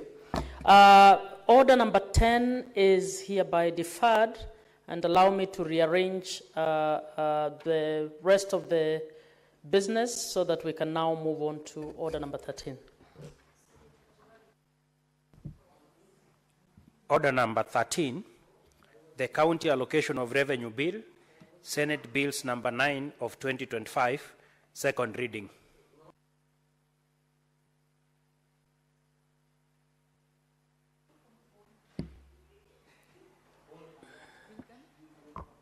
Thank you, Madam Speaker. Allow me to, I beg to move that the County Allocation of Revenue Bill, Revenue Bill 2025, Senate Bill number 9, to be read a second time, Madam Speaker. Senator Cherarke, I think you were here when the Speaker guided on what should happen. I think you're stretching your luck. Please sit down and listen carefully. So you want to exchange with me on that now? Thank you, Madam Speaker. Madam Speaker, the County Allocation Bill 2025 was tabled before this House, Madam Speaker, as per our standing orders. And the County Allocation Bill 25 has been prepared in accordance with the Article 218(1) of the Constitution. The bill divides among counties the revenue allocated to the county level of government through the Division of Revenue Act. And the Act, Madam Speaker, does provide that the financial year 2025-2026 allocation, Madam Speaker, through the committee that I serve as a Vice Chair, Madam Speaker, we were able to propose 465 billion, Madam Speaker. And the National Assembly had proposed 405, Madam Speaker. This resulted to a mediation process.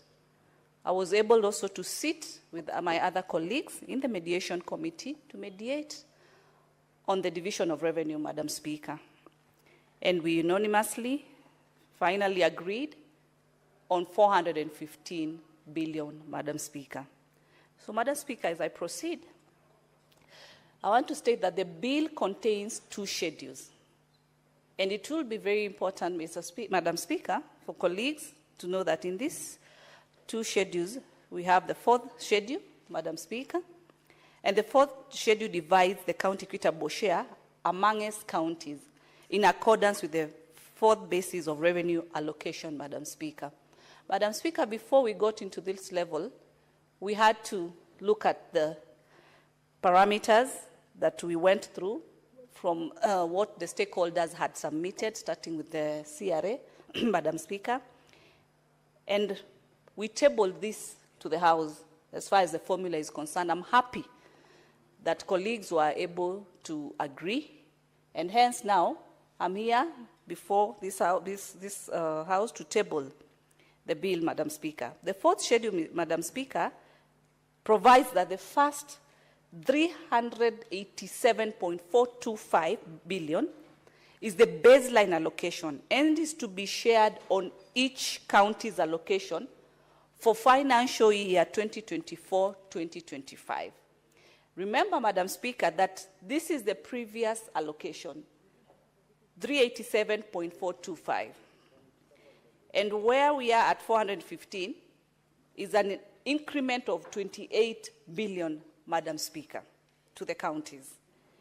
The next, Madam Speaker, is 4.46 billion, which is an affirmative action that we were able to agree that was given or was shared to the 12 counties.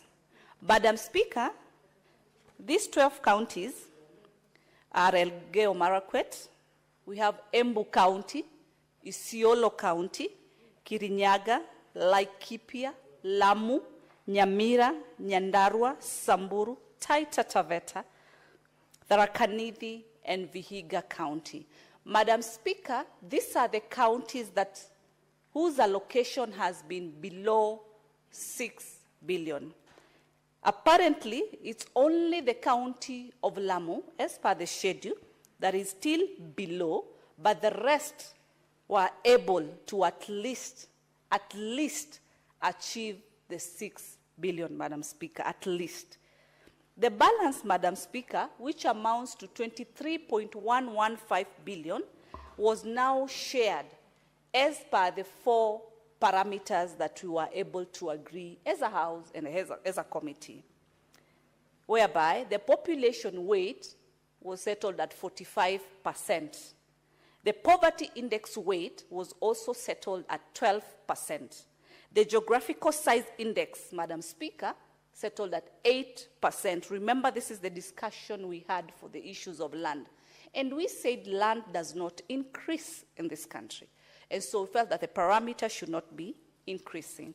The basic share index, Madam Speaker, was also settled at 35%, which brings a total of 100% in these 4 parameters. So it is important that when members look at the schedule, this is how these figures have been achieved, Madam Speaker. As I proceed, the second schedule to the bill, Madam Speaker, has also provided a recurrent expenditure budget ceilings for the county assemblies. And during this just recent research period, as a committee, we were able to sit with over 20 county assemblies looking at their request as far as the issue of their expenditure budget ceilings for them, the county assemblies were concerned, Madam Speaker. So in this second schedule, Madam Speaker, we were able to look at the needs. We were able to consider in terms of the different issues that they presented, Madam Speaker. In the processing of it, Madam Speaker, you find that some of these budget changes were brought about by the issue of the inflation, Madam Speaker. Some assemblies also pointed out on the issue of increased medical costs that they needed to be able to at least cover their members or their staff, Madam Speaker. Some of them needed to have or to purchase office equipment. Some of them needed mobility as far as transport is concerned, because you find that some counties have got quite different types of hardships. And so we were able to look at these different issues that the county assemblies presented and ensured that we adjusted their ceilings depending on the different needs that they presented before the committee, Madam Speaker. Allow me to also recognize, Madam Speaker, the different stakeholders that we've been able to walk this journey with, led by none other than the CES, Mbadi, the CS Treasury and Planning, whom we've walked this journey as far as Division of Revenue is concerned. The Council of Governors. Remember, Madam Speaker, their proposal was actually 536, Madam Speaker. But as a House, we've given them a total of 28 billion as an increment. And I want to tell the governors, this is not their money. This money is not given to governors as individuals. It is given to the institution, the county, which has structures, and the governor is the CEO. It is prudent that with this increment, let them prioritize the issue of the pending bills. We push a lot for them to have these increments. We also push a lot for them to have timely disbursements. So they should also do the needful, Madam Speaker, and ensure that suppliers are paid and paid on time, Madam Speaker. CRA, we've worked closely, and we continue working very closely with them. Remember that the ones who submitted their first formula, we were able to really dig deeper into the formula that they had presented. The County Assemblies Forum, they have a structure, they have a body that we've worked very closely with. The Institute of Public Finance, the Institute of Certified Public Accountants of Kenya, Madam Speaker. The Institute, Madam Speaker, of Economic Affairs, Institute of Social Accountability and Budgetary Hub. These are institutions that really we work very close with, so that we can be able to ensure that we maximize when it comes to matters public participation, Madam Speaker. The committee, having considered the bill and stakeholder submissions, we were able to make some several observations, which included sharing of the revenue amongst the county, that is the 415, as per the two schedules that I've communicated, the first schedule, which is the fourth basis, and the second schedule for the county assembly, Madam Speaker. The overall ceiling to the counties assemblies has been enhanced by 1.89 billion from the approved 36.37 for the financial year 2024-2025 to 38.26 proposed for financial year 25-26. The county executive ceilings, as provided by CRA, reveals a significant shift from the previous financial year with 10.3 billion decline. CRA indicated that this was informed by the quantification and various expenditure needs. There are various expenditure needs that have also arisen, especially in the county assemblies, Madam Speaker, due to time lapse. For instance, the Hansard systems that has also lapsed for over the years, and this needed to be put into the modern digital standard that is in place. Madam Speaker, as I conclude, I would want really that this bill be adopted, and I would really also extend the same gratefulness to my committee members, whom we work very closely, because you realize, Madam Speaker, that our bills at the Committee of Finance are timely bills. And I appreciate, because you also have to readjust and rearrange the order paper because of the timelines that we have as far as these bills are concerned, the Secretariat that we work also very closely with, and all the stakeholders that I've mentioned. I would request to call in Senator Cherargei to second, Madam Speaker. The seconder, Senator Cherargei.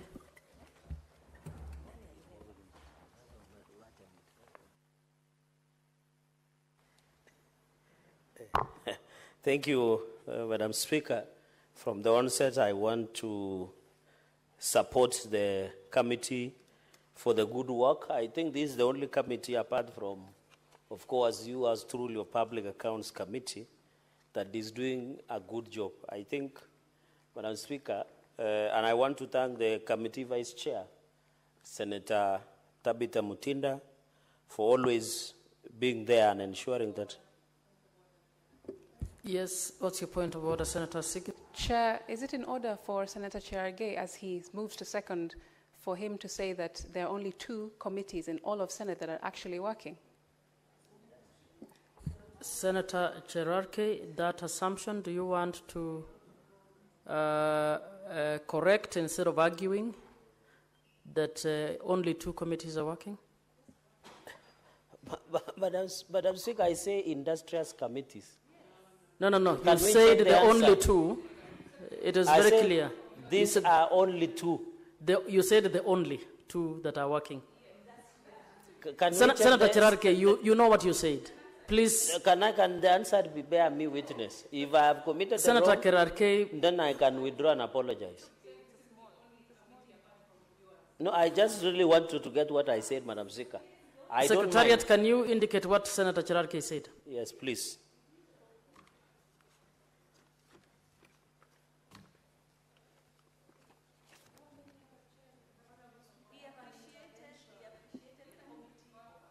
Okay, everybody, can you hold on? We get a minute.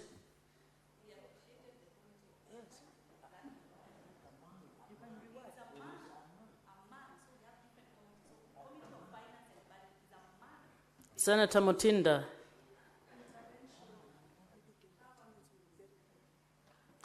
Senator Cherargei, you can continue, and the verification will be brought as in due course. You can continue moving and.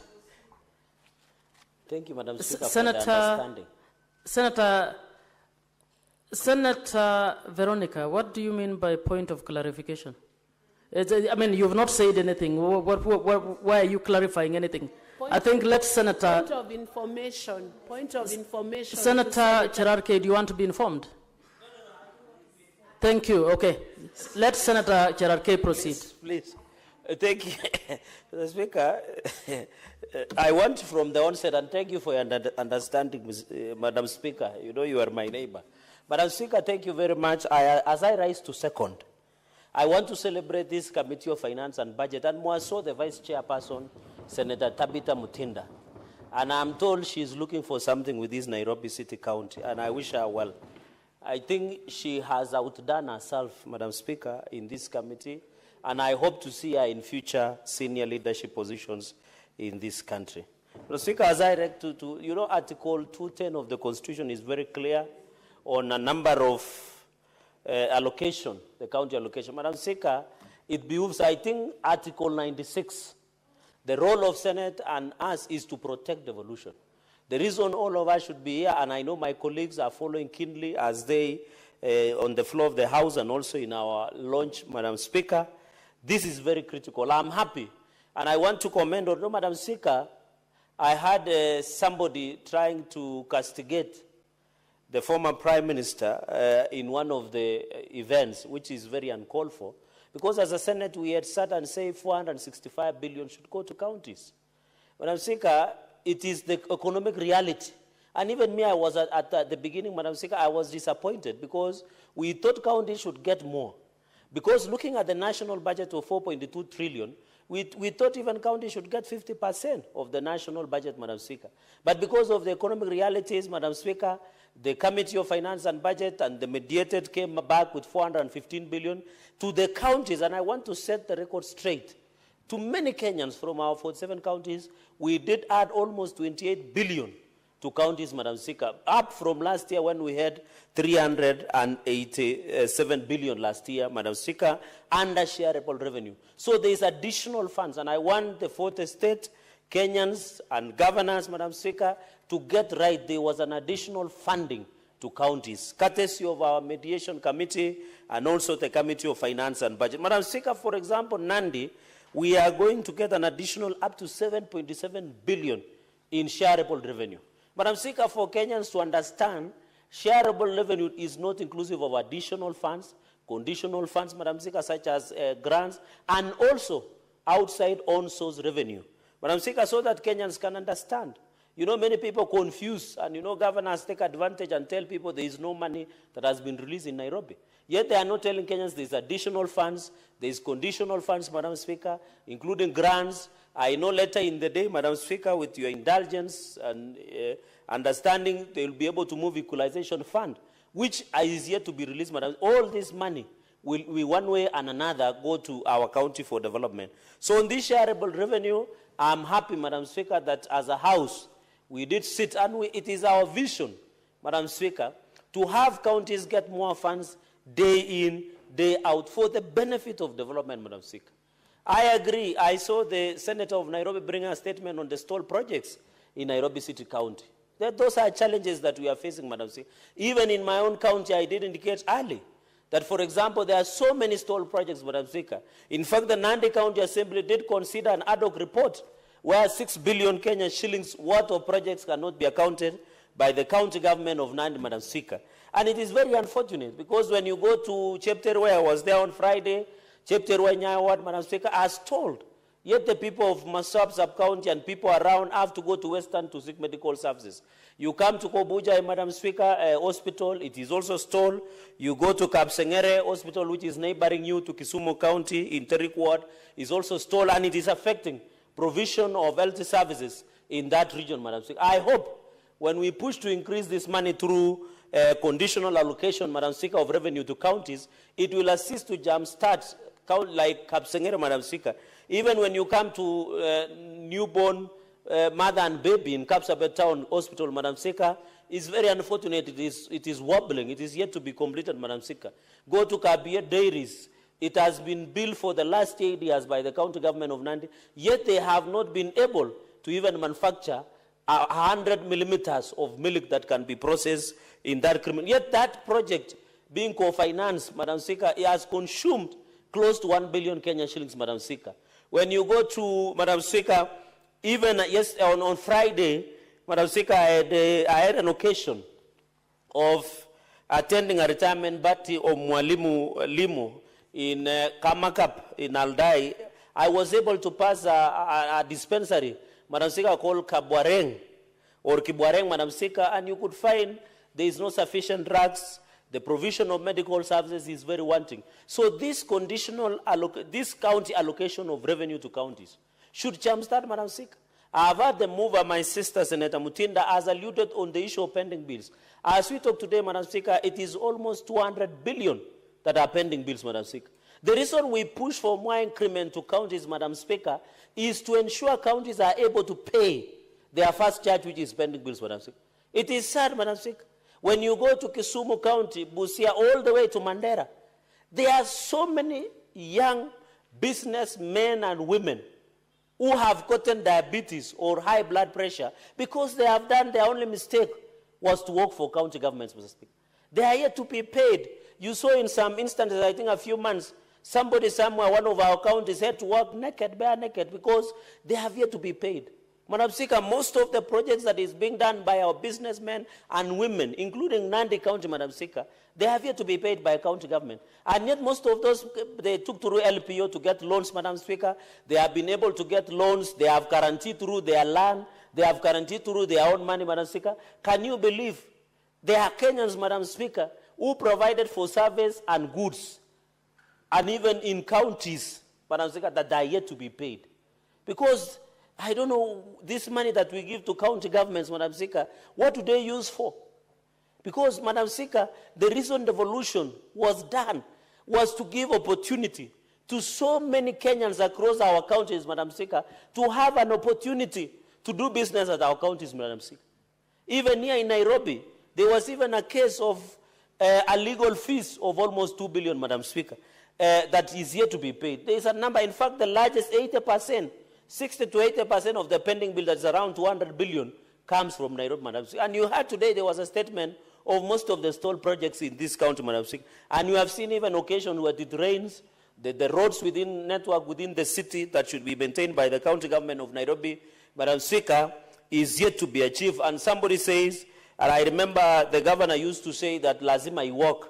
It looks like it doesn't work, Madam Speaker. So some of these challenges that we are facing, including the issue of pending bills, Madam Speaker, must be considered so that counties, Madam Speaker, can have opportunity to put in place, Madam Speaker. Number 3 point, Madam Speaker, as I move, is that the control of budget. I know the control of budget, Madam Speaker, has been having a problem. We have a sit-in on a number of occasions, and I want to challenge the Committee on Finance and Budget, Madam Speaker, to sit with control of budget. Because another challenge, Madam Speaker, most of the counties apply for requisition. They get, and you know, the biggest elephant in the room, Madam Speaker, is voiding of payments, Madam Speaker. Somebody requests to pay A through control of budget, but when the money is released through the county CRF account, they pay B. And that is when voiding of payments happens, Madam Speaker. We have seen a county like my county, they did avoiding payments of only 500 million, where they tell the control of budget they are going to pay Y, but they pay Z, Madam Speaker. And that is what is killing counties. That is why you need to look, I don't know whether you need to look nice or something for governors to pay you or something like that, because it doesn't make sense. We push for the increment, then this issue of pending bills, Madam Speaker, or the issue of control of budget. I know governors, when they hear this, they are very uncomfortable with COB, Madam Speaker, and you are aware because you have sat with us in this house and you sit also in a number of committees. They are very uncomfortable because the control of budget, we need to ask her, Madam Nyakango, to be on the lookout, because we don't want that requisition to counties after we allocated funds to be used for voiding of payments. And that is what is killing counties, Madam Speaker. Number 4 point, Madam Speaker, is on the issue of Office of the Auditor General, Madam Speaker. I know while we fight for this money to be released, before I conclude with that on the Office of the Auditor General, under Article 219, Madam Speaker, the law is very clear. Why is it that every time, and I know Finance and Budget has been on the receiving end, and even the CS in charge of Treasury, John Badi, Madam Speaker, on many occasions we have been complaining. Senator Cherarke, your words have been brought to me now. Do you want to sit for a second? This is what you said. Thank you, Madam Speaker. From the onset, I want to support the committee for the good work, I think this is the only committee, apart from, of course, you as truly Public Accounts Committee. So the wording is clear. You actually said it's the only one. I think it impugns improper motive about the other committees. So I kindly request that you withdraw. Madam Speaker, I profusely withdraw and apologize, Madam Speaker. Madam Speaker, the 4th point I wanted to make is on Article 219. I know we did sanction the former CS of National Treasury, Ukuri Yatani, in the last session for delay in disbursement to counties, Madam Speaker. Article 219 of the Constitution 2010 is very clear. When the money is released, Madam Speaker, it should be released to counties without undue delay, Madam Speaker. And therefore, I want to appeal to the CS of National Treasury. I know the Finance and Budget, Madam Speaker, we have been demanding questions, especially, Madam Speaker, when counties do not receive their funds in time, Madam Speaker. We want counties so that when we bring them for accountability, when we ask them questions, when we do oversight as per Article 96, Madam Speaker, we are able to hold them to account, Madam Speaker. I know this Article 219 has been abused, Madam Speaker. Why would counties go without the money for more than a quarter, Madam Speaker, in the financial year? In fact, I know there are challenges of collection of revenue in the country, but that one should not be justification, Madam Speaker. I want also to request counties, because the biggest problem is on-source revenue. In most of these counties, Madam Speaker, they are collecting revenue either automated system. And in most of the occasions, Madam Speaker, they don't get value. They don't own some of those. I have seen my brother, Governor Kimani Wamatangi, who was here, courtesy of your office, Madam Speaker, and I saw somewhere that they presented there has been an increment in terms of collection of revenue. We have seen a number of counties projecting. So we want to request them that their county treasury, the money they get, they must use for the value of the many Kenyans that we see. So this, Madam Speaker, should be a wake-up call to many of our people, Madam Speaker, so that we can see development going into the future, Madam Speaker.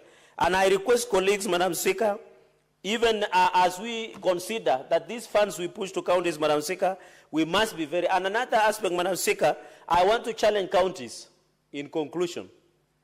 Because we have so many challenges of young people, lack of opportunities, I want to call upon counties to be creative. We have passed, I don't know, Madam Speaker, I did see in the order paper that we have creative industry bill. creatives. I think there was a bill concerning creatives, the young people to monetize their social media. Even as I did this, Madam Speaker, I want to, in your indulgence, pass my deepest condolences because we have lost one of the comedians called KK Mwenyewe yesterday or today morning. Madam Speaker, may his soul continue to rest. We used to get to enjoy ourselves whenever he used to act, and now may the family, God be with them during. So the creative, we want to request counties, Madam, I want to challenge counties. It is not enough to issue balls.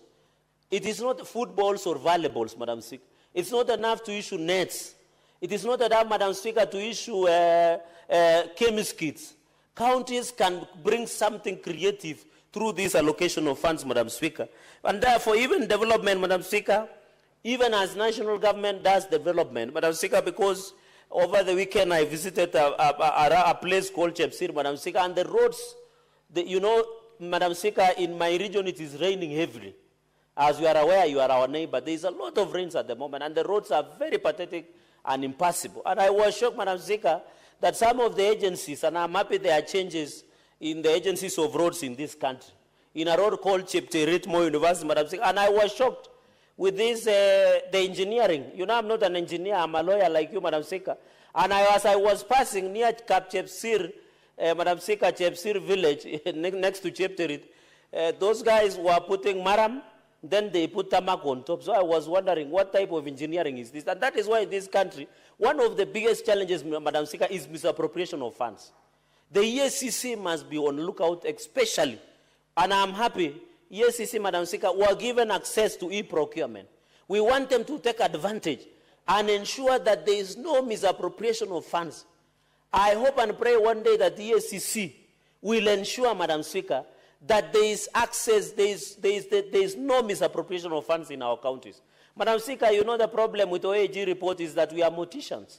We come after the fact, Madam Speaker. I want to challenge EACC to put in preventive mechanisms so that we don't lose resources in our counties, Madam Speaker, so that we get value for the money. You know, Senate, we come, they appear before Public Accounts Committee, we give out, we can't prevent because we are just morticians. The only time we have opportunity, Madam Speaker, is during now county revenue allocation. Then we come back after looking at the Office of the Auditor General report. I know there are many recommendations we can make as a Senate, but the only implementing agency, Madam Speaker, I have served in this house for some time. The only problem we face, and I know yourself, you go to a place, public parasa, people and always, what is Senate doing about stopping of funds? But they don't know, and I want to take this opportunity to inform Kenyans. The work of Parliament is to recommend. The work of investigation and prosecution is EACC and DPP. The much we can do, if there is misappropriation of funds in our counties, Madam Speaker, is only to recommend for prosecution, for investigation by the DPP, by EACC, especially on the issue of economic crimes, Madam Speaker. So on this one, Madam Speaker, because I want to allow most of my colleagues to be able to contribute, is to second by saying, Madam Speaker, in conclusion, this is a very critical bill. Madam Speaker, governors should be aware, this is not their funds. And I have had on several occasions, Madam Speaker, governors are they love and like senators during this time only, Madam Speaker. But when you go to the village, whether Kisumu or Busia, and you tell Governor Otuoma or Nyong'o that you have brought money, I had another governor, Madam Speaker, which I have tremendous respect. They should also ensure that these resources we give them is not theirs, it is the money of Kenyans. With those many remarks, Madam Speaker, I beg to second, and I thank you. Honorable Senators, I propose the question that the County Allocation of Revenue Bill, Senate Bills number 9 of 2025 be now read a second time. Senator Nyamo.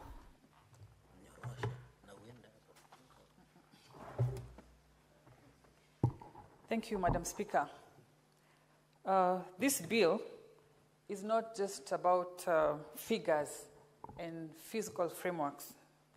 It is about deepening devolution, it's about unlocking stalled projects, and it is about winning the trust and the confidence in county service deliveries. Madam Speaker, we know that county governments continue to bear the weight of expectations from wananchi, from healthcare to ECD, education, water, infrastructure, and all that, Madam Speaker. Yet year after year, we continue to deal with delays, underfunding, and ceilings that lock any chances for innovation and progression in our counties. We are stuck in a rut, like we are funding recurring budgets and very little of innovation and responsiveness in our counties, Madam Speaker. I look forward to a time when allocations in our counties will be based on how much pending bills each county owes its people. And I look forward to when we have a specific allocation that must strictly go to pending bills, Madam Speaker. I have never understood why, as a Senate or as a country, we do not take pending bills seriously. Is it because ourselves, we are not business people? Because when you procure services, when you procure goods from our own citizen, Madam Speaker, it is only prudent that we pay our people. Why are we scamming, for lack of a better word, our people? Because, Madam Speaker, today, if I go to a restaurant and order for food when I don't have money in my pocket, Madam Speaker, that is tantamount to scamming. Why are we doing that to our people? And, Madam Speaker, when this money goes to the hands of our people, it makes our economy run, because now businesses are underemploying because they don't have the money. The money is held by government, Madam Speaker. I do not know what we need to do as the 12th Parliament to make sure that as we finish our 5 years, we address the issue of pending bills, Madam Speaker. It weighs heavily in my heart and in my mind, the issue of pending bill, especially when young people are owed by government. We are crippling our own young people instead of supporting our young business people. We are the ones who are crippling them, Madam Speaker. Nairobi, as a city, has its own devolved complexities, and I'm looking forward to not just timely disbursements of this money, but also very clear accountability mechanisms that gives zero room for misallocation. And with that, I want to urge other members, my colleagues, to pass this bill with the urgency that it deserves. Our county governments cannot run on goodwill and loan. They need resources. Thank you, Madam Speaker. Senator Mungatana.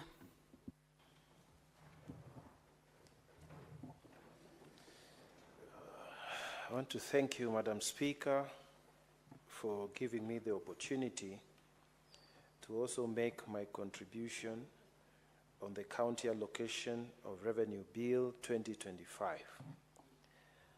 Madam Speaker, I listened carefully when the able senator and vice chair of the committee was moving this bill, and thank her together with the committee for the work they have put into bringing us this bill.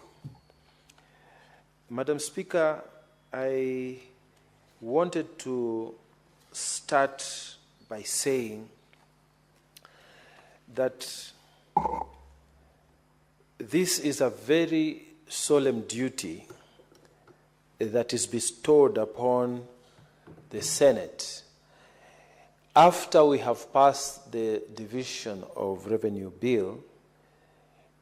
We have divided the monies between the national government and the county governments. Now, when we are discussing this bill, the proposition is to divide the monies amongst the counties. And Mr. Speaker, many people wonder what Senate does. And it has taken a lot of explanation, because sometimes senators don't say this enough, but it is after we pass, for those who are listening to us at this time, it is after we pass this law that the money is made available to the county governments and the county assemblies, so that this money is then applied for the good of the people, hopefully, at the county levels. Madam Speaker, the mover of the motion stated clearly that before they came in to move this bill and during the recess, they had lengthy consultations with over 20 county assemblies who came before the committee to explain the needs they have within the counties. And Madam Speaker, one of those counties was Tana River County Assembly. Tana River County Assembly, Madam Speaker, made its propositions, and the big issue here is that our county assemblies have been denied sufficient funds for them to carry out oversight duties. They have made this plainly clear to me when I went to address the assembly, and even when I went with the committee to meet a sister committee in Tana River County, that they are having a problem with the slashed funds. And this makes it very difficult for committees to be able to move and carry out their oversight duties. Madam Speaker, many of them are not able to fund the normal activities of oversight for standing committees of the county assemblies. And this includes the County Assembly of Tana River. Madam Speaker, this creates a problem because then if primary oversight is not carried out properly, then it becomes a challenge, because then for us who are carrying out the secondary oversight at the national level, at the Senate level, we overwork ourselves. And it is because those county executives were not called to account at the county level. The CECs, the chief officers were not called to account at the county level. So then, Madam Speaker, we have a backlog because reports are not being done. The governors come here before the Senate, and they also have a backlog. So we have a problem in terms of the funding, Madam Speaker. Twining with that, Madam Speaker, there is the issue of we are doing secondary oversight. They are doing primary oversight. And because sometimes we are conflicting, you will find a CEC or a chief officer who is being asked in those rare occasions to appear before a county assembly committee, says, no, I am being called to Nairobi, or I'm accompanying the governor to Nairobi. And Madam Speaker, it creates a systemic problem. And we need to sort this out so that county assemblies are properly funded and they are able to deal with their primary oversight duties. Madam Speaker, this is a message that has been given to me formally by our county assembly members. I know they appeared before the committee, and I know that the committee has looked at them favorably, but not enough. What the County Assembly of Tana River has said, they want more allocation so that they are able to carry out primary oversight duties. And I'm sure, Madam Speaker, it is not just the Tana River County Assembly committees, there are so many other committees that are having issues with funding so that they can do the primary oversight duties. Madam Speaker, the other issue that has been brought to life in this law, in this proposed law, is the proposed Section 10 of this County Allocation of Revenue Bill 2025. Madam Speaker, if you look at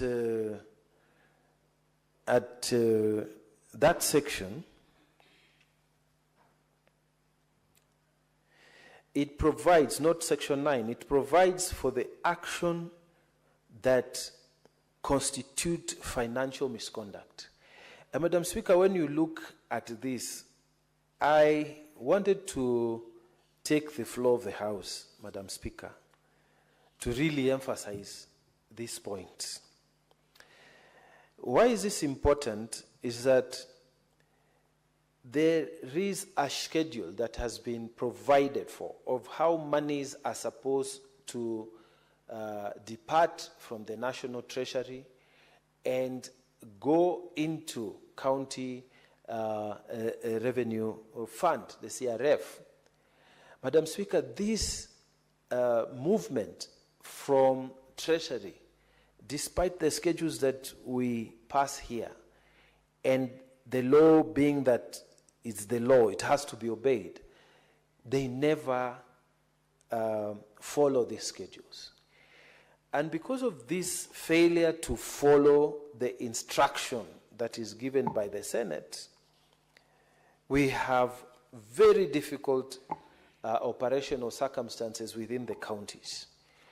Madam Speaker, you can have a county that has not paid its workers for a period of 2 months, sometimes even 3 months, Madam Speaker. And when these workers are not paid for that long, and suddenly money comes, a lot of money comes at the same time, it creates inefficiencies, systemic inefficiencies. And this is why I have called many times for the separation of the Treasury so that we have two clear functions. Treasury that is dedicated to servicing national government, and a treasury or a sub-office dedicated to serving the county assemblies, so that there is always money that is released timeously. Because, Madam Speaker, money has value when it is released on time. If you need now 10,000 shillings, it may not be useful to get 100,000 shillings or even 1 million shillings 2 days later, when 10,000 was required now for a purpose. That 10,000 becomes more valuable than the 100,000 or the 1 million that comes 2 days or 3 days or 2 months later. Madam Speaker, we need to find a way in which officers at the Treasury can prioritize proper movement of monies. If this schedule is obeyed, then we should have less problems in terms of counties managing their finances. I will not repeat that governors, as they receive this money, they must remember they have a duty to the people. They have a duty to do work. Once we have finished with this, they have a constitutional and a civic duty, in fact, even a spiritual duty, to make sure that this money reaches those areas that are needed.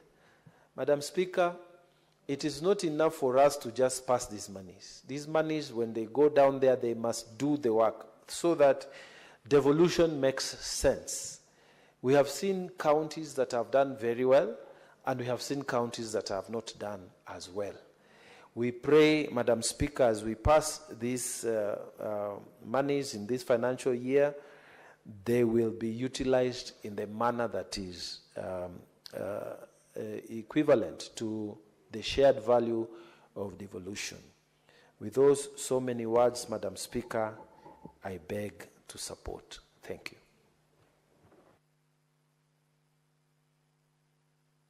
Honourable Senators, I don't see other contributors, so I now wish to call the mover to reply.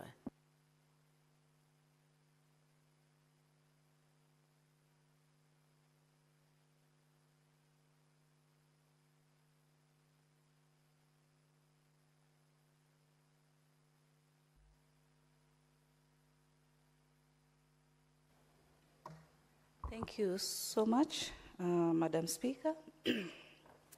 I really want to start by appreciating my colleagues led by Senator Cherargei, Senator for Nandi, for the great input while seconding this very important bill for this House at this critical time.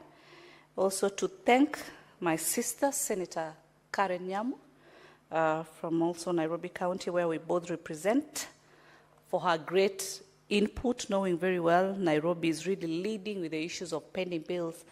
And so this bill is very critical, not only to this great county of Nairobi, but also cutting across to all the 47 counties, Madam Speaker, and also to appreciate the legend, none other than Senator Mungatana, for his wonderful input, Madam Speaker. And I know also, Madam Speaker, if you were also seated on this other side, we would have had your great submission, as you've always submitted before this House, Madam Speaker, because I don't want to take too much time. I really appreciate them, and I do beg that the putting of the question be deferred to a later date. Thank you. Yeah, the putting of the question is so deferred. Next order. Order number 11, the Equalization Fund Appropriation Bill, Senate Bills number 7 of 2025, second reading.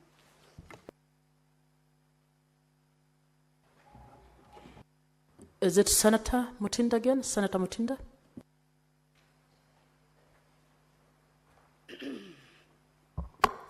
Thank you, Madam Speaker. Allow me to move that the Equalization Fund Appropriation Bill, Bill 2025, be read a second time. Madam Speaker, the Equalization Fund Bill, Senate Bill number 7, which was published before this House and was first read on the 27th of June, pursuant to our standing orders. Equalization Fund is also established under Article 204. Madam Speaker, it's not the first time I'm moving the Equalization Bill. And this bill is very critical, especially to the marginalized regions or areas that have been focused on, Madam Speaker. And I've always stated, and I'll always state, that the main aim, the main goal of the Equalization Fund is to be able to facilitate on issues that cut across the health sector, the roads issue, the water sector, and electricity, Madam Speaker, more so narrowing to the marginalized regions and areas, Madam Speaker. According to the CRA, Madam Speaker, we have 1,424 marginalized areas that spread and cut across the 34 counties, different counties, Madam Speaker. Equalization bill, Madam Speaker, as I've said, is not a new bill to this House. And the Senate Bill number 7 provides for appropriation of 16.8 billion from the Equalization Fund for financial year 2025-2026. The proposed amount, the 16.296 billion, shall be shared or should be shared among the 34 beneficiary counties. This is based on the second policy on marginalization. Annexed from the bill on Equalization Fund allocation of the 1,424 marginalized areas which had been identified, 504 million is to be allocated to the Equalization Fund Advisory Board. The 504 million is for administration cost as pursuant to the PFM regulations. And Madam Speaker, the committee had carried out public participation on the bill in accordance to our standing orders. And in this participation, we were able to invite different stakeholders. You know, in the Committee of Finance, we have, stakeholders that we are always engaging with them, led by the Minister for Finance. We have the Commission of Revenue Allocation, the County Assemblies Forum, Madam Speaker, and at this point we had a special stakeholder called the Old Pumwani Landlord Community, Madam Speaker. Madam Speaker, as I proceed, the committee was able to make different observations as far as the issue of Equalization Fund is concerned. One of them, Madam Speaker, the bill provided for allocation of per county and subsequently per constituency. The projects to be funded are only in the identified marginalized areas. A review of the projects identified by Equalization Fund Advisory Board as of June 2024, that was last year, indicated that the total 1,415 projects have been proposed to be implemented under the second marginalization policy. Madam Speaker, as I proceed, the Equalization Fund has two Appropriations Act in place. One, we have the Equalization Fund Appropriation Act, number 3 of 2018, amounting to 12.4 billion, being allocation of the financial year, and I want you to note that the financial year 2014-2015, 2015-16 and 2016-17 implemented through the first marginalization policy. Madam Speaker, you hear this financial years. These are almost 10 years ago, Madam Speaker. The challenge that we've had, Madam Speaker, as far as the issue of Equalization Fund is concerned, is the reimbursement of this fund, Madam Speaker, to the beneficiary counties, to the beneficiary marginalized areas, Madam Speaker. And that's why you find that this 12.4 billion was the first allocation, Mr. Speaker. The second act of the Equalization Fund Appropriation number 7 of 2023 was 10.3 billion, being the allocation now of the recent financial year, which is financial year 21, 22, 22, and 23 for the second marginalization policy. However, the implementation of the second act is yet to be fully implemented in regards to the disbursement of the money to the fund, Mr. Speaker. As of June 2024, that is last year, remember this Equalization Fund was within a period of 20 years, Mr. Speaker. The only amount that has been disbursed is the first allocation of around the 12.4. But as we speak, as at now, the fund stands to have arrears outstanding amounting to 46.5 billion out of the 59.96 billion.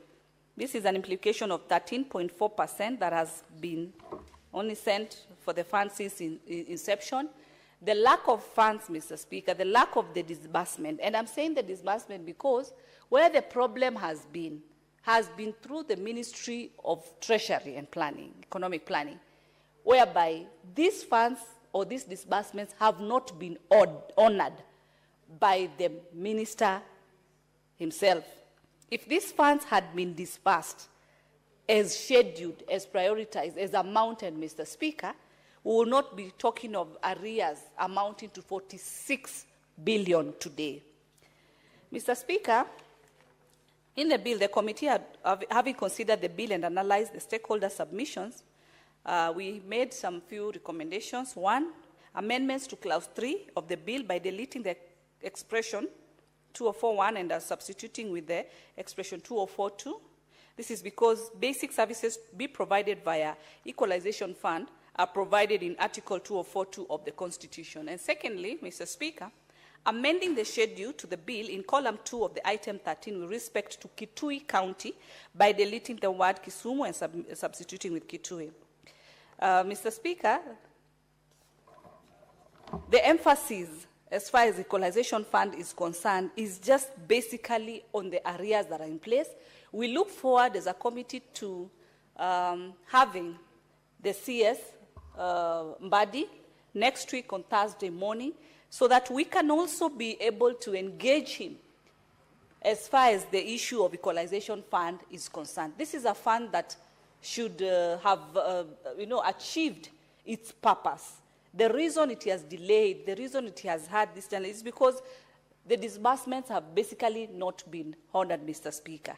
And with those and many few remarks, I want to thank my colleagues at the committee level, led by my chair, Honorable Senator Roba, and the rest that we work very closely with, the secretariat led by Gitonga, we have Beverly, Lucy, and the team, that we work closely as far as these issues of the committee are concerned. And at this time, because we still have another bill, which is also timely, that we have to look into, I want to call Senator Cheryl Guy to be able to second. Thank you, Mr. Speaker.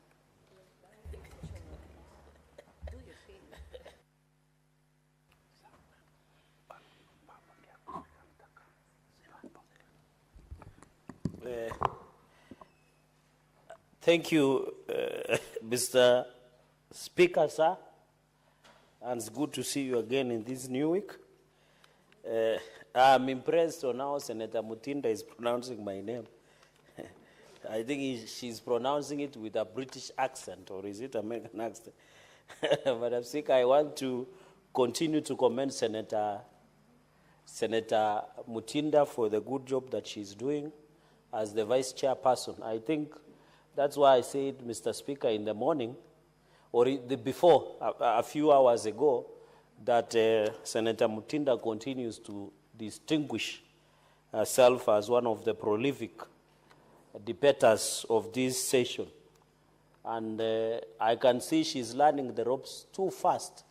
And I hope the position she will aspire to, she'll be able to continue her debating prowess, because she always does her work with an eye of military marksman or markswoman. But, Mr. Speaker, as I second the issue of equalization fund,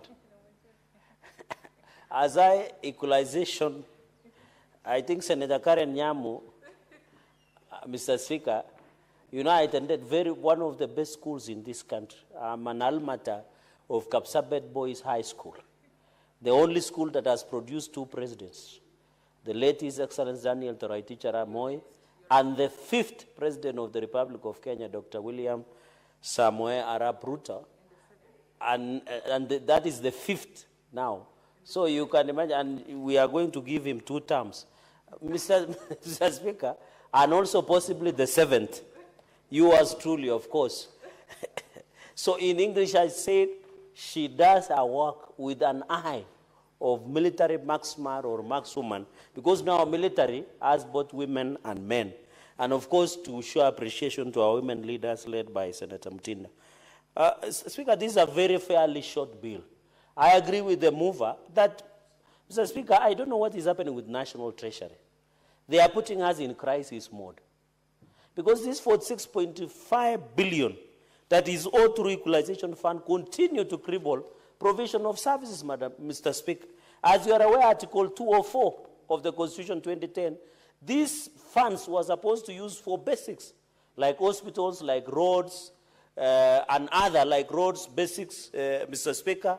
Mr. Speaker. So, Mr. Speaker, I want to request that the Finance and Budget Committee and the Senate Business Committee schedules a committee of the whole, led by you, Speaker, so that we bring CS of Treasury, CS Mbadi, to come and sit here and tell us, Mr. Speaker, these 424 marginalized areas, including your county, Garissa County, where you come from. Although the other day, the putting of firewood in Masjid, one of your markets within town, was a problem, Mr. Speaker, because I'm told even the people who fight firefighters are not well trained, which is very unfortunate. So on these 424 marginalized areas, Mr. Speaker, of 34 counties, why is it that 46.5 billion is yet to be released. This will continue to cripple services. Mr. Speaker, over the weekend, one of artists from Nandi County called Jantex, Speaker, in a place called Cherondo, which that is in Kapchorwa Ward, between Kapchorwa, Lesos Ward, Mr. Speaker, and also Soba Sonko.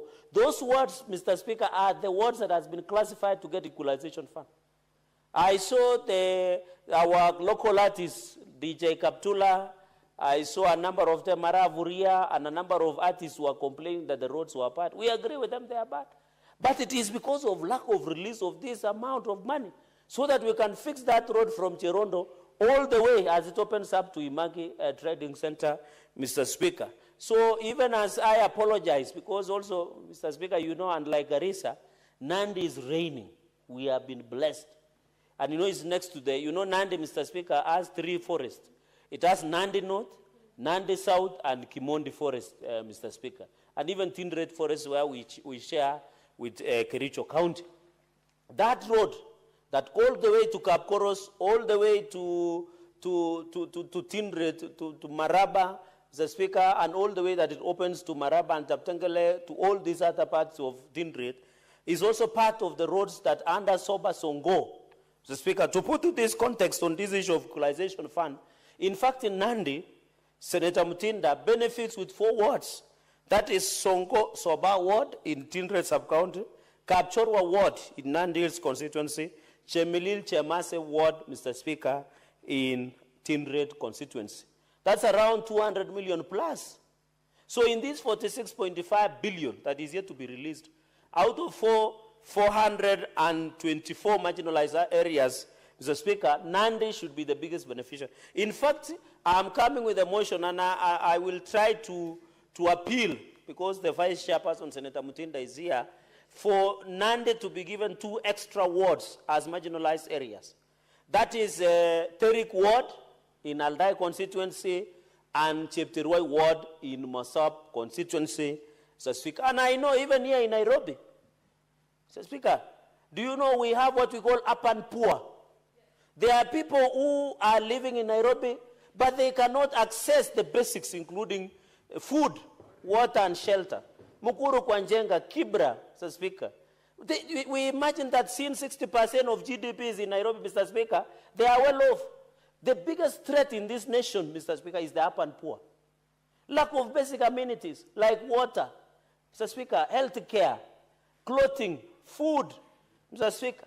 In fact, I want to support and congratulate President William Ruto on his aim of affordable housing program to bring dignity to many Kenyans who live in slum areas, Mr. Speaker, where there is no dignity. But the President is saying it is not us we who are better off that should live in better housing, Mr. Speaker. Even in this Nairobi city, we have seen even a part, even, you know, Talanta Hela Sports Stadium in Ngong Road, Mr. Speaker. This, in fact, I'm surprised. With the greatest up and poor, Mr. Speaker, you find some families who live in Kibra, who live in Eastern Pipers. They don't have playground. You see them when you drive on the weekend along the Pipers. They are trying to sunbathe, Mr. Speaker. They are trying to play their children because there is no playground. And therefore, some of these areas in Nairobi, which is 60%, should be classified as marginalized and be given equalization funds. How do you account to many schools in slum areas within Nairobi? Mukuru Nkanjenga, Mukuru kwa Ruben, Kibra, one of the largest slums. In fact, you can't access those places, Mr. Speaker. Therefore, I agree, even here in Kiambu, a place called Ndeia, Mr. Speaker.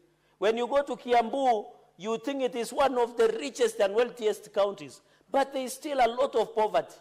Places like Ndeia, Mr. Speaker, and many others, even in Kajiado, in Garissa, in Mandera, of course in Busia, Mr. Speaker. And therefore, this issue of equalization, I want to appeal to the finance and budget. Let us sit and reevaluate the marginalized areas so that we include the up and poor, so that we include cities like Nairobi, which continues to suffer under the weight of wealth, Mr. Speaker. This city is a city of contrast. At the far end, you have the super rich. At the far end, you have super poor. I want to appeal. I saw the statement today on stall projects. The governor of Nairobi told us, lazima I work, but unfortunately at the moment I work. And I want to challenge the two leaders from Nairobi who are seated behind me to be at the forefront to ensure there are deliverables for the betterment of, Mr. Speaker, of this. So, Speaker, on the issue of marginalized, I have seen today, as I conclude, Mr. Speaker, the salaries and remuneration. And I want to add another, to request through the Vice Chairperson, Senator Mtinda of Finance and Budget, to request that this issue of hardship allowance must be relooked at, Mr. Speaker. I have seen the Salaries and Remuneration Commission have issued a clarification, and I want to agree with them. Under the law, they don't have any role, Mr. Speaker, in terms of how hardship declaration areas is being done, or hardship zones. It is the public service department that does its job. I am aware of a report, and I want to challenge Finance and Budget because issue of equalization is still part of marginalized, Mr. Speaker. In this financial year, where counties are getting 16.8 billion through financial year 2025, Mr. Speaker, it should be considered. So I have seen the letter from Salaries and Remuneration Commission clarifying that they don't have a role. In fact, under the Constitution, Mr. Speaker, as I conclude, the role of SRC is to only advise on the issue of remuneration. Mr. Speaker, I am aware there is a report that was presented through Prime Cabinet Secretary Office, where they were proposing scrapping of hardship allowances to teachers, Mr. Speaker, and they were saying they are saving 6 billion. Mr. Speaker, what will attract teachers and other civil servants to work from hardship areas? We must disagree. I totally oppose with the intention of any form to remove hardship allowances for teachers and civil servants, government civil servants. There is a reason why 44 hardship zones and even more should be included. I've said in Nandi we need to see Terik as hardship area. We need to see Chepterwa as hardship area. We need to see Kapchorwa, Sopa, Songo, Mr. Speaker, Chemeli, Chemase being hardship areas among the 44. This move to say they want to scrap to save 6 billion doesn't make sense, Mr. Speaker. And therefore I want to appeal that in the spirit of equalization and the issue of marginalized areas, Mr. Speaker, I agree with the Kenya National Union of Teachers and Kenya KUPPET to reject the intention of scrapping hardship allowances for teachers and other civil servants in the guise. So, Speaker, in fact, this is going against the legal notice number 534 of 1998 and the legal notice of 196 of 2015, which declared some of these areas as marginalized areas, Mr. Speaker. And it is very unfortunate. I am aware, Mr. Speaker, that in fact we should give more hardship allowances to not only teachers, but all civil servants, so that we can get somebody coming all the way from Nandi to work in Garissa, to work in Banisa, to work in Todonyang, to work all the way in Namanga, so that they are motivated through these hardship allowances, Mr. Speaker. And therefore, I want to say that the issue of hardship allowances and the issue of marginalized should be married together, Mr. Speaker, so that as you provide basics like roads, hospital, and schools, there is no need, Mr. Speaker, for us to pass 16.8 billion to go and build schools. There are no teachers to teach there because you have not given them hardship allowances. You know, it complements each other. It must and it should complement each other. And even as I'm aware, the CPA agreement of teachers, collective bargaining agreement, has come to an end. I want to urge the NAT and KUPPET to move in and ensure that CBA negotiations. Mr. Speaker, the reason I'm marrying with the workforce or human resource is because you cannot give out equalization fund without human resource. Mr. Speaker, according to the United Nations, you must have what we call human resource development. It is not only infrastructural development. You must have what we call human resource development. It must be resourced, Mr. Speaker. And therefore, the reason I'm insisting on working in human resource development, we must agree that as we give equalization funds, we also give hardship allowances to government workers or civil servants, teachers inclusive, and I'm aware and I want to agree with them under Article 41 on labor rights as they negotiate for CBA. And I want to appeal to Nat and Kupet, Mr. Speaker, not to declare any strike. The government is willing to negotiate on CBA, Mr. Speaker.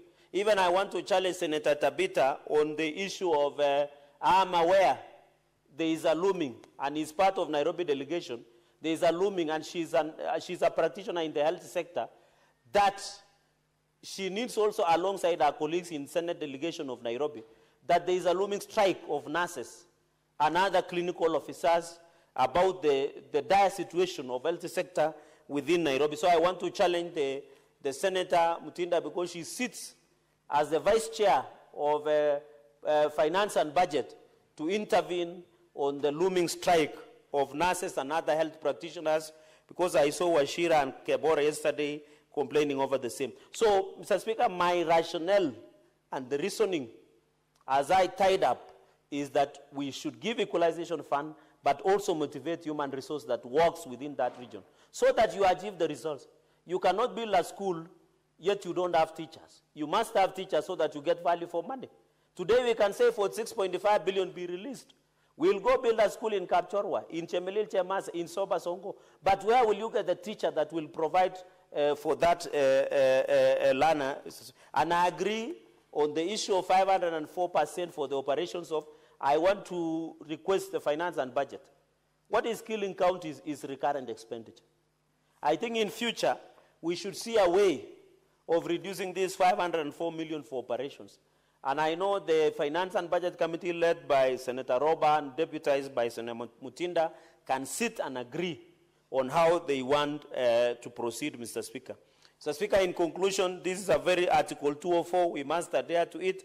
I want to still appeal that this money of marginalization should and must be released. And I hope when the CS, I have heard the mover, who is the Vice Chairperson of Finance and Budget, saying that CS Mbadi is appearing before them. Please let him tell us what this 46.5 billion is. Mr. Speaker, we need to fix roads. Over the weekend, Mr. Speaker, as I accompanied the President, as you are aware, in Kaptagat 9th edition, and I want to thank and congratulate PS Dr. Chris Kipto, who is the patron of Kaptagat conservation efforts, for the good work he's doing in that region, and as the PS of National Treasury. I accompanied His Excellency the President, Dr. William Ruto, for conservation efforts. Mr. Speaker, and I'm happy you did move a bill concerning environment. I wish to have seen you there, because you are one of the champions of the issue of conservation and climate action. And I used a road that is between Simatwa all the way to Naiberi, Mr. Speaker. That road is barely 3 years, Mr. Speaker. But the road is in pathetic condition. It was tarmac. When you pass through, Mr. Speaker, Wanifa, as you go to Naiberi, as you approach the one from Nyaru all the way to Eldoret. So I used the Simatwa, the Wanifa, all the way to Kipkabos, to Ainapkoi. The road is in pathetic shape, Mr. Speaker. Yet that road has been used only for 3 years. The contractor of that road should be called to order, should be blacklisted. Yes, I'm aware it was in the previous government, it was done in the previous government. In fact, the CS of roads then, the heads who stood for that road, the supervisor, the contractor, must be called, Mr. Speaker. We have roads that were done in 1960s, but we are still there in good shape. That road between Simatwa High School, all the way to the other part of KU, and this other way all the way to Ainapkoi, Mr. Speaker, which has been for 3 years, we must be told who is the contractor. That contractor must be blacklisted. The retention money that is in the account must be brought back. Because if we are using taxpayers' money, Mr. Speaker, to only fix a road and then use for 3 years, then potholes are all over. That road was done in a substandard manner. And I want to request the Committee of Roads and Transport to go back and investigate not only that road of Naiberi, Kipkabos, but also the one, and this other part of KU, all the way to this part of KU, Mr. Speaker, Tingwa. From Tingwa all the way to Ainapkoi. It is not only that, Mr. Speaker. Even my road, the one I talked about today, Chepterit Moi University, it's barely 3 years. But the gentlemen, I'm not an engineer, they are repairing it using maram and tarmac. So I'm wondering, why would you put maram and tarmac? I'm not an engineer, but that is the substandard work. We want, when we fix a road, we fix a road to the tarmac, that road should have even a lifespan of 50 years before even we see a pothole. So the people of Elgeyo Marakwet and Uasin Gishu who use that road, I think they are really suffering because, but I'm happy, His Excellency the President took a note of that road and directed that something be done. And this was the road that was done in the previous regime, Mr. Speaker. So, Speaker, the reason I'm speaking on behalf on such is because all of us are leaders without boundaries across the nation.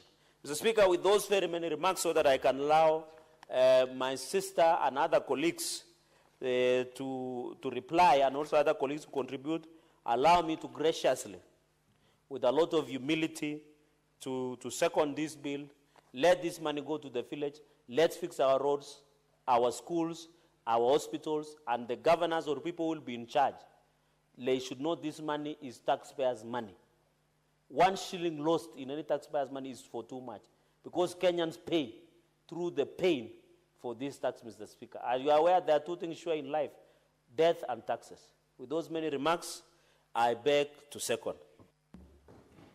Thank you, Senator. The honorable senators can now contribute to the motion. Senator Mungatana. Just one moment, please.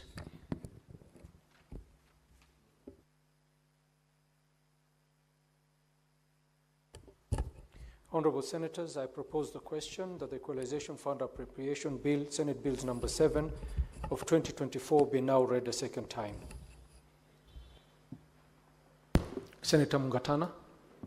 Thank you, Mr. Speaker, for giving me the opportunity to take the floor on this matter. Mr. Speaker,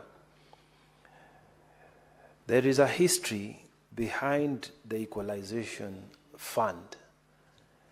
These are monies for those who are listening to us, because I know people are listening to us. Apart from the equitable share that the Senate passes, there is the Equalization Fund. In the Constitution, the makers of that Constitution, we thought that there are parts of this country that have faced severe segregation in terms of funding, in terms of development. And Mr. Speaker, it used to be that some parts of Kenya, people would enter their buses and say, "Where are you traveling? I'm going to Kenya." Mr. Speaker, the reason the Constitution introduced this Equalization Fund is so that areas such as Tana River, which were left behind, in specific 4 areas, the areas of water, roads, health facilities, and electricity, can get extra funding so that we can catch up with the rest of the areas that started getting these funds before us. So, Mr. Speaker, I stand to support the Equalization Fund Appropriation Bill, Bill number 7 of 2025. Mr. Speaker, Tana River will be getting 719 million shillings. Bura constituency will be getting 259,489,901. Galole constituency will be getting 196,502,469. Garsen constituency will be getting the larger share because it also has a bigger population of 263,022,881 Kenya shillings. Mr. Speaker, these monies, according to this act, they do not go to the county revenue fund. In fact, Mr. Speaker, Section 4 of this act specifically excludes these monies from being taken to the CRF, which means, Mr. Speaker, their appropriation is faster. It is possible for this money to be released today from Treasury, and once those plans are approved, it is possible to use this money without too much delay. So, Mr. Speaker, as these funds, 719 million, go down to Tana River, Mr. Speaker, the people of Tana River are looking up to seeing better water services, Mr. Speaker, to seeing better roads, Mr. Speaker, to seeing better health facilities, Mr. Speaker, and also a better reach for the electricity distribution network around our county. Mr. Speaker, I urge that those who will receive these monies, and Mr. Speaker, those who will be given the opportunity to choose those projects in the various wards, because this is what we do. The various wards come up with their projects. Mr. Speaker, we expect proper utilization of these funds. And I again say, let us make it really worth it, that all this effort we make, may it reflect well on the ground, so that our people don't say we are just talking and they don't get information or benefits of the evolution. Mr. Speaker, with those many words, I beg to support. Thank you. Senator Karen Nyamu. Thank you, Mr. Speaker.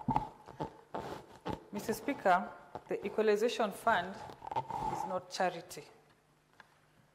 It is a constitutional obligation under Section 204 of our Constitution. And the people who framed the Constitution understood that if we do not deliberately empower the very forgotten corners of our country, then we risk even more alienation and risk creating unrest in our countries.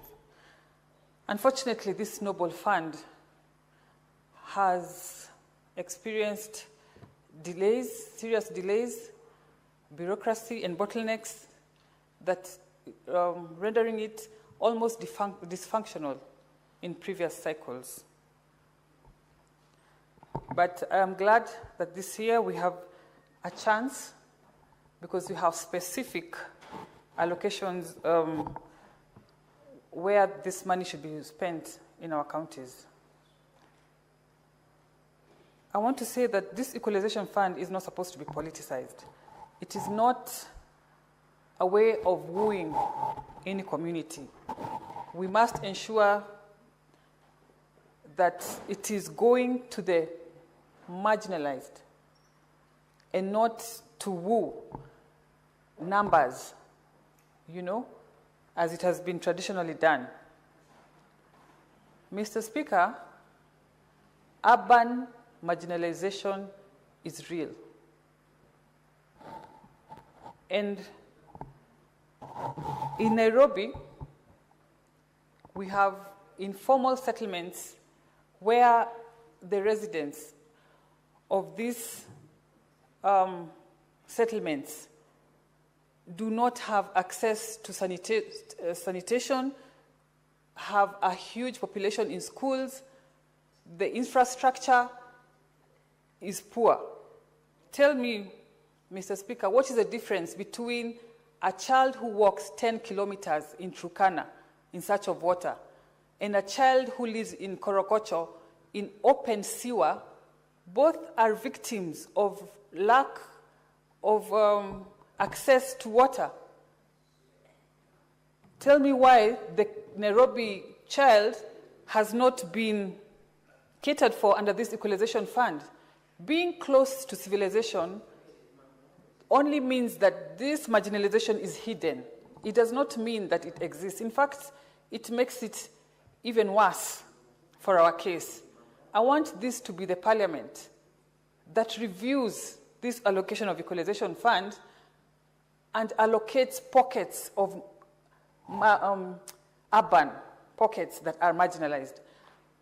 I don't know what happened to Senate Mashinani, because I want to suggest that we take time as a house and our committees, take time to have sittings in our slums, in Kibera, in Korokocho, in Mukuru, Madam Speaker, in Kiambu, in Deep Sea, in Westlands, and all our slums, Mr. Speaker, so that you can appreciate when you are allocating, and particularly the Committee on Finance and Budget, when you are allocating and when you are suggesting, so that you can appreciate that Nairobi is not the skyscrapers.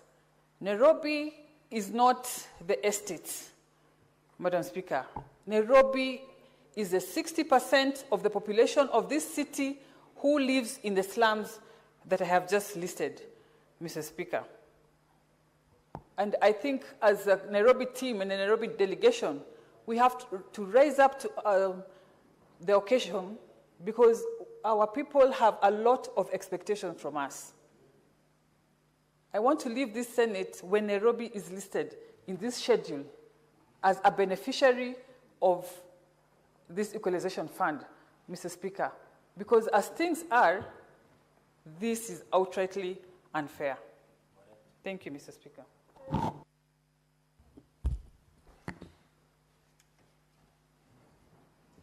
Senator Olekina.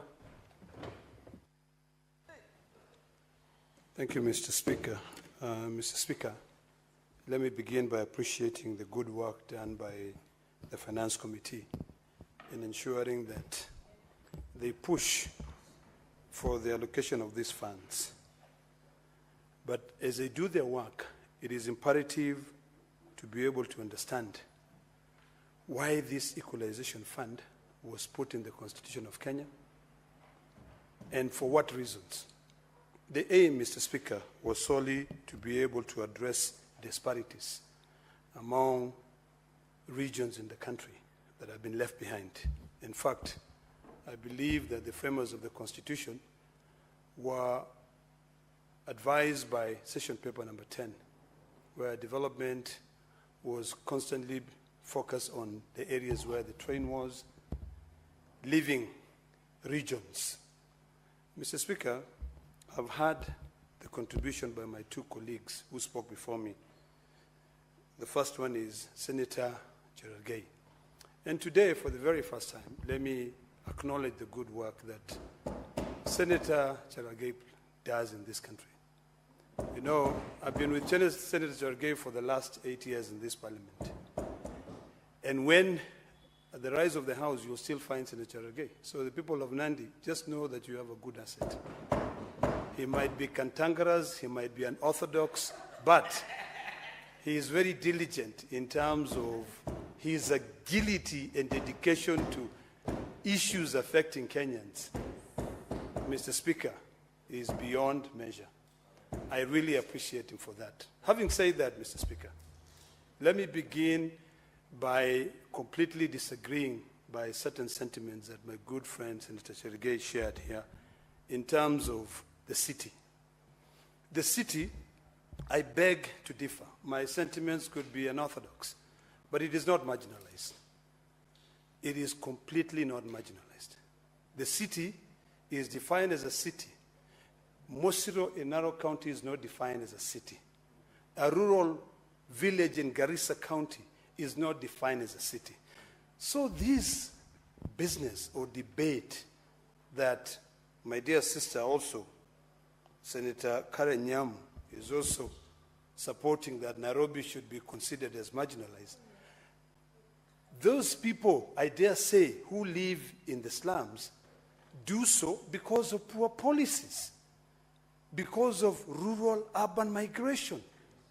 If we could spend our time, Mr. Speaker, if we could be able to really focus on developing our counties, there would be no reason as to why people would migrate from Kakamega to Nairobi. There'll be no reason as to why people will move Garissa to Nairobi, from Narok to Nairobi. And when they come from Nandi to Nairobi, and I think that is a conversation we need to have as a country. What do we do to uplift the standard of living of our people who live in our rural areas? The framers of the Constitution, Mr. Speaker, drew the line for us. They divided resources. They went ahead and said, we will put a sunset clause on money to be sent to counties. It is quite mind-boggling, Mr. Speaker, and quite self-defeating. When today we start talking about 2 equalization funds to be able to implement marginalized policies, when the money has been set aside, 46 billion, this is a year, so we'll just be reduced to a talking house where we're talking and the money is not going out. That is the argument we should be having. Those regions, I know the committee or the Commission of Revenue Allocation has developed different marginalization policies to be able to advise this equalization fund. But every year, Mr. Speaker, this Senate passes the resources to be sent, to be implemented, then it becomes a tug of war. You know, members of parliament wants to be the ones to be able to implement that. National government wants to take that money. Now that we have a clear path, the most important thing for us to ask ourselves is these 19 or 14, 15 projects that have been proposed to be implemented under the second marginalization policy. And previously, those other ones under the Equalization Fund Act number 3 of 2018, which was bringing together resources that were supposed to have been sent out to counties for 2014, 15, 16, and 17. That was never sent. That is the question, Mr. Speaker. That is where we should be putting all our thoughts in to say, CS Mbadi, what can we do for you to send this money? What can you do for you to be able to send this money, for this money to go to regions? You know, the Constitution is there. So when I hear people saying, oh, it has been delayed because of debates, because of what? No. It's really just wasting time. So, Mr. Speaker, we have these marginalized regions. We have people who do not even have water in their regions, Mr. Speaker. In the 21st century, we are out in the streets arguing, fighting about governance. We're talking about issues. I'm not hearing people saying, I'm going to protest because I do not have water in my village. I'm not hearing people say, I do not have a hospital in my village. Today, Mr. Speaker, I saw that there was a school. Mr. Speaker, my minutes. This is an issue. I beg to request that we can postpone it to tomorrow so that we are not in a rush to move all the other bills, because these are issues that we need to address, Mr. Speaker. Mr. Speaker, I'd like to request that you allow me to go through this. I haven't been around. Very well, Senator. And there are issues that are very important. And I really do wish that all the senators were here to talk about these projects, to name projects. Mr. Speaker, while I was seated here, I received a text message from a Kenyan who was given a contract during the first policy. I think it was under the Act number Equalization Fund number 3 of 2018. Until today, Mr. Speaker, that Kenyan has not been paid their money. That is what we should be talking about. Those projects. When are we ever going to become of age when we talk about democracy? We are busy talking about tribal issues. We are busy talking about power. But there's no single day, Mr. Speaker, that we can say, now, let us audit these funds. Let us, today, this afternoon, Mr. Speaker, is one of the most important afternoons in the Senate calendar, where we are talking about division of revenue. We are talking about equalization fund. The next one, we are going to be talking about dividing money among the counties, the 47 counties. This is the county allocation of revenue. But when I shook my head like this, all like this, you know, and particularly that's the reason why I'm here, and maybe people have issues, but I think it's a day that we don't need to rush things. It's a day that we need to stand here and say, how much money is going to Narok County?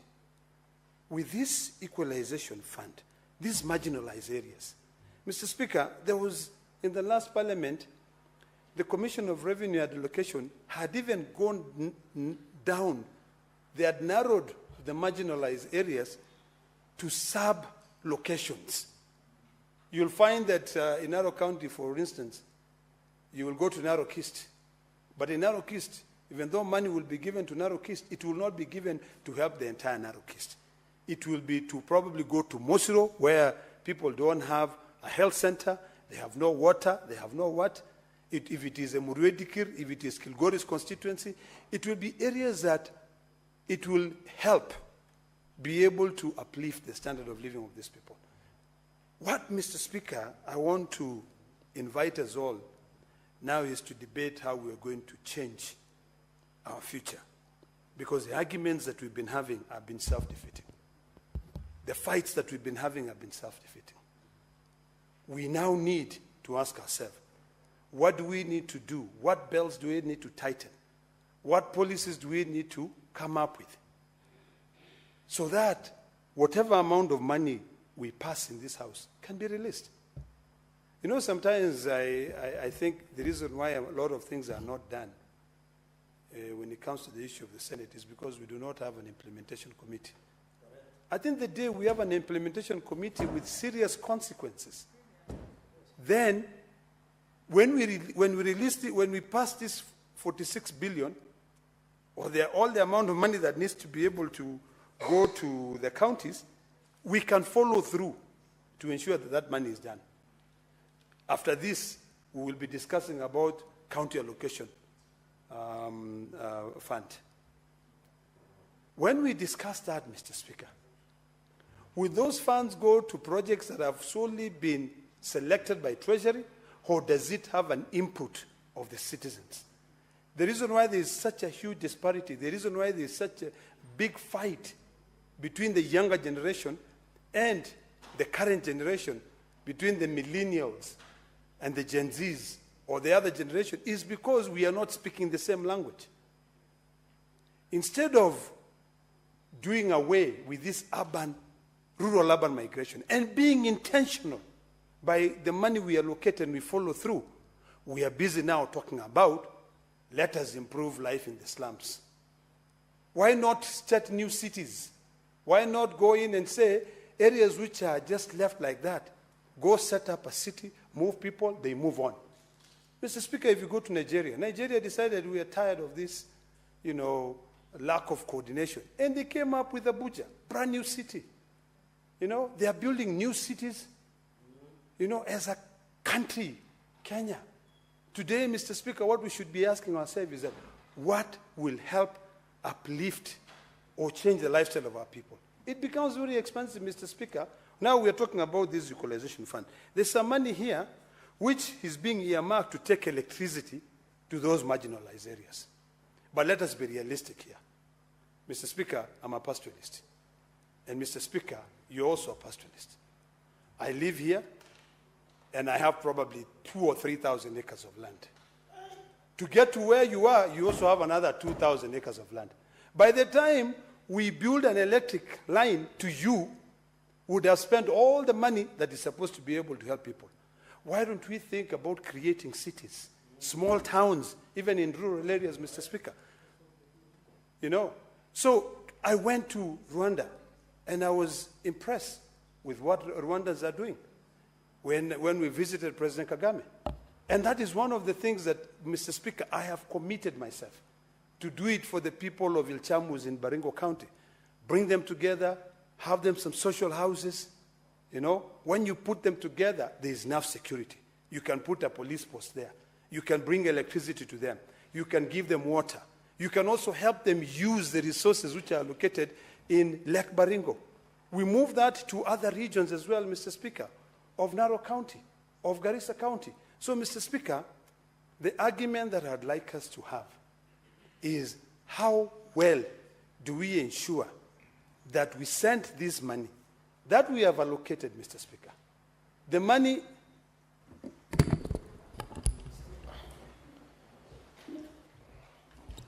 Senator Olekina, you will have a balance of 7 minutes when this motion returns on the floor of the House.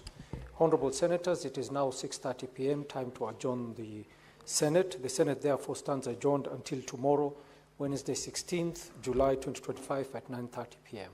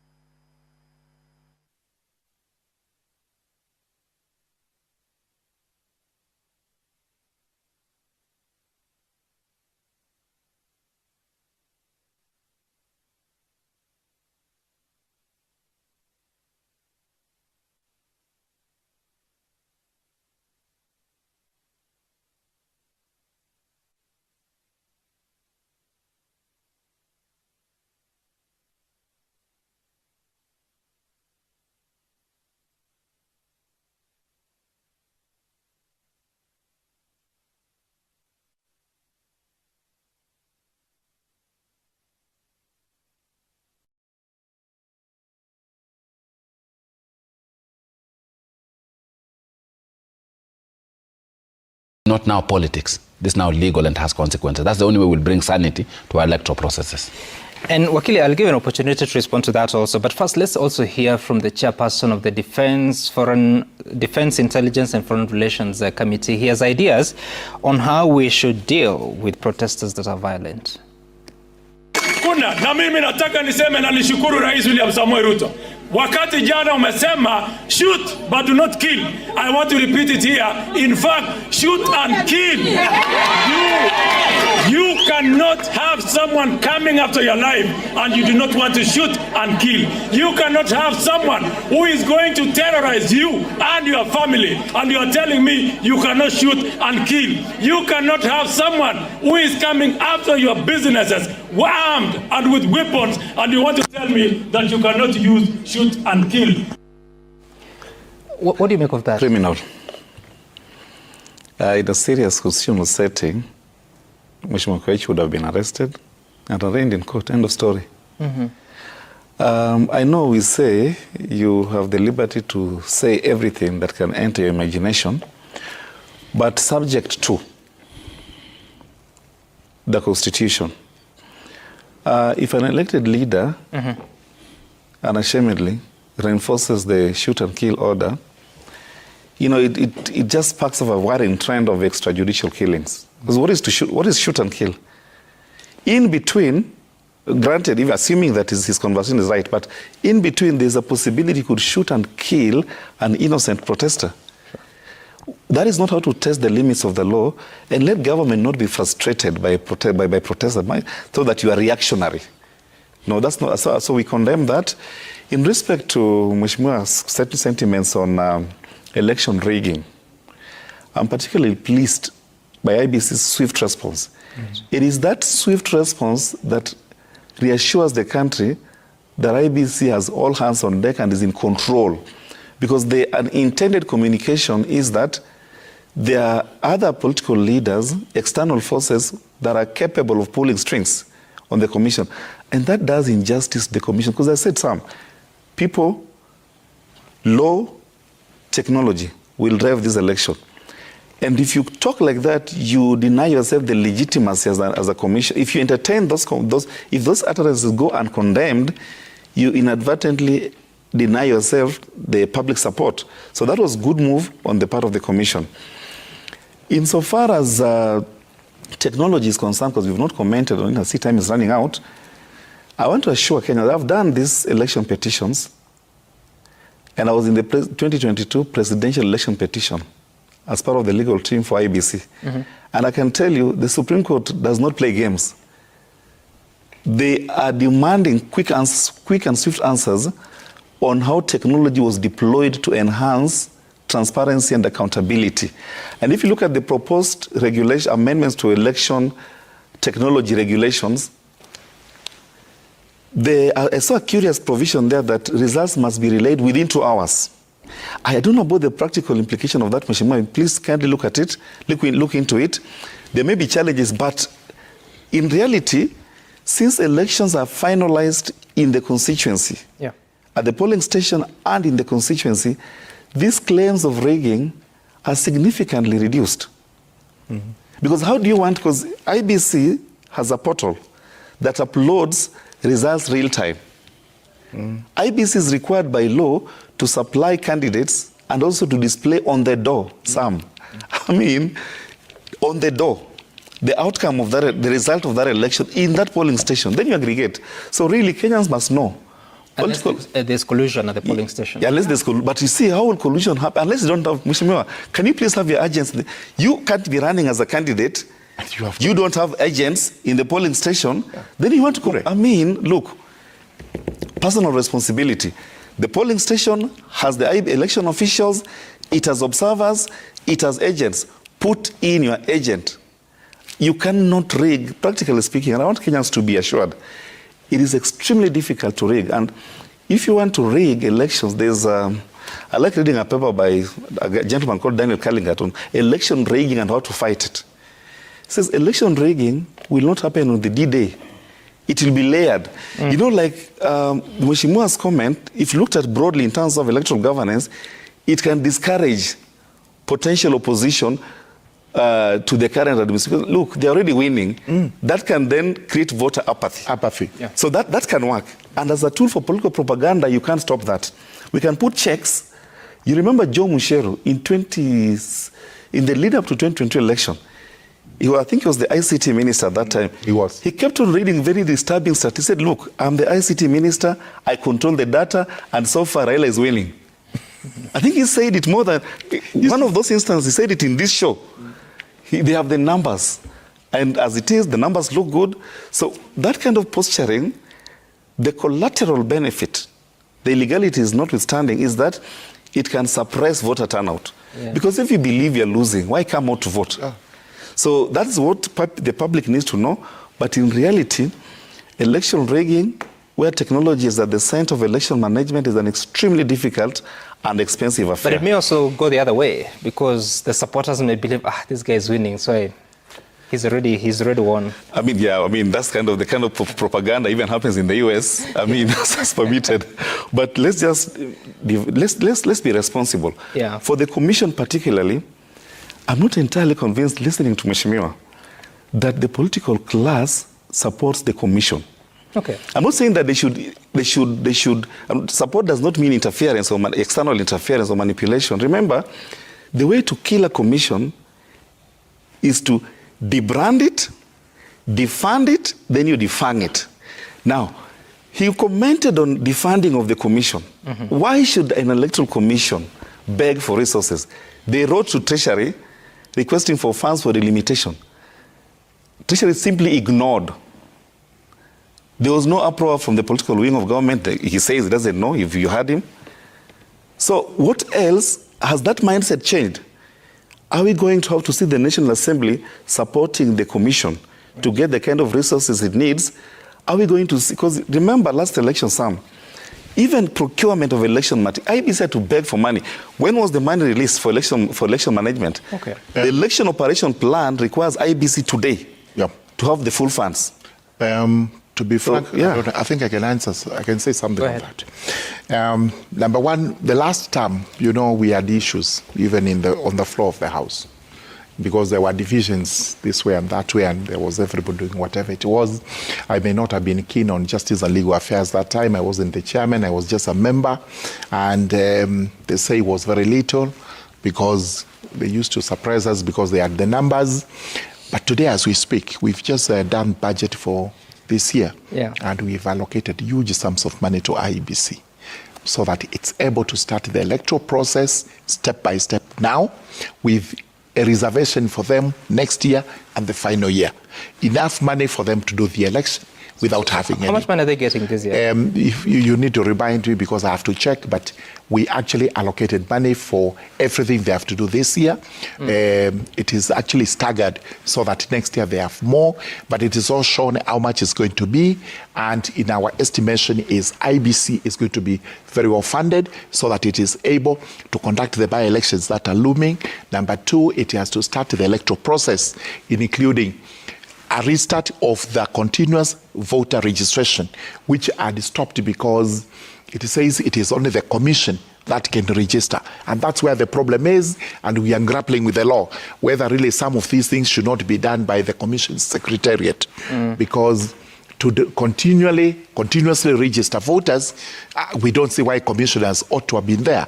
But when you read the law, it says it is the commission that is to continuously do it. So as we look at that law, we must also look at the funding of IBC to ensure that it is not defunded, it is not starved of money. Whatever is required, IBC must do it, and it must maintain its independence. Because I'm looking at the program-based budget book for 2025-2026. I think there were a few amendments that were made, but before those amendments, it was at 9.6 billion shillings of funding. Usually to run its affairs, it needs about 4 to 5 billion shillings. Yeah. So that's an extra... Actually, it is true, because we give them about 4.3, 4.5 billion. Yeah. But now you see it has gone up because we are aware of what they have to do. But then, Chairman, IBC says it requires 61 billion shillings to conduct that election. Yeah. And it appears that only about 4 billion shillings are coming in for the this year. Yeah. Yes. Yet they have so much work to do. Next year is even more. Now it's preparations. Yeah. It's actually internal. It's in-house. Next year, it's going to be practical, real. Apart from the by-elections that they are going to do and the restarting of the continuous voter registration, much of it may not be visible to us. Okay. The contracts will be gotten into next year when they have possibly to buy new KIMS kits. They have to do all these things that have to be done. And then the final bit is in 2027. Okay. Are you satisfied, Prof, with the financing of the commission? I think now that we have a commission,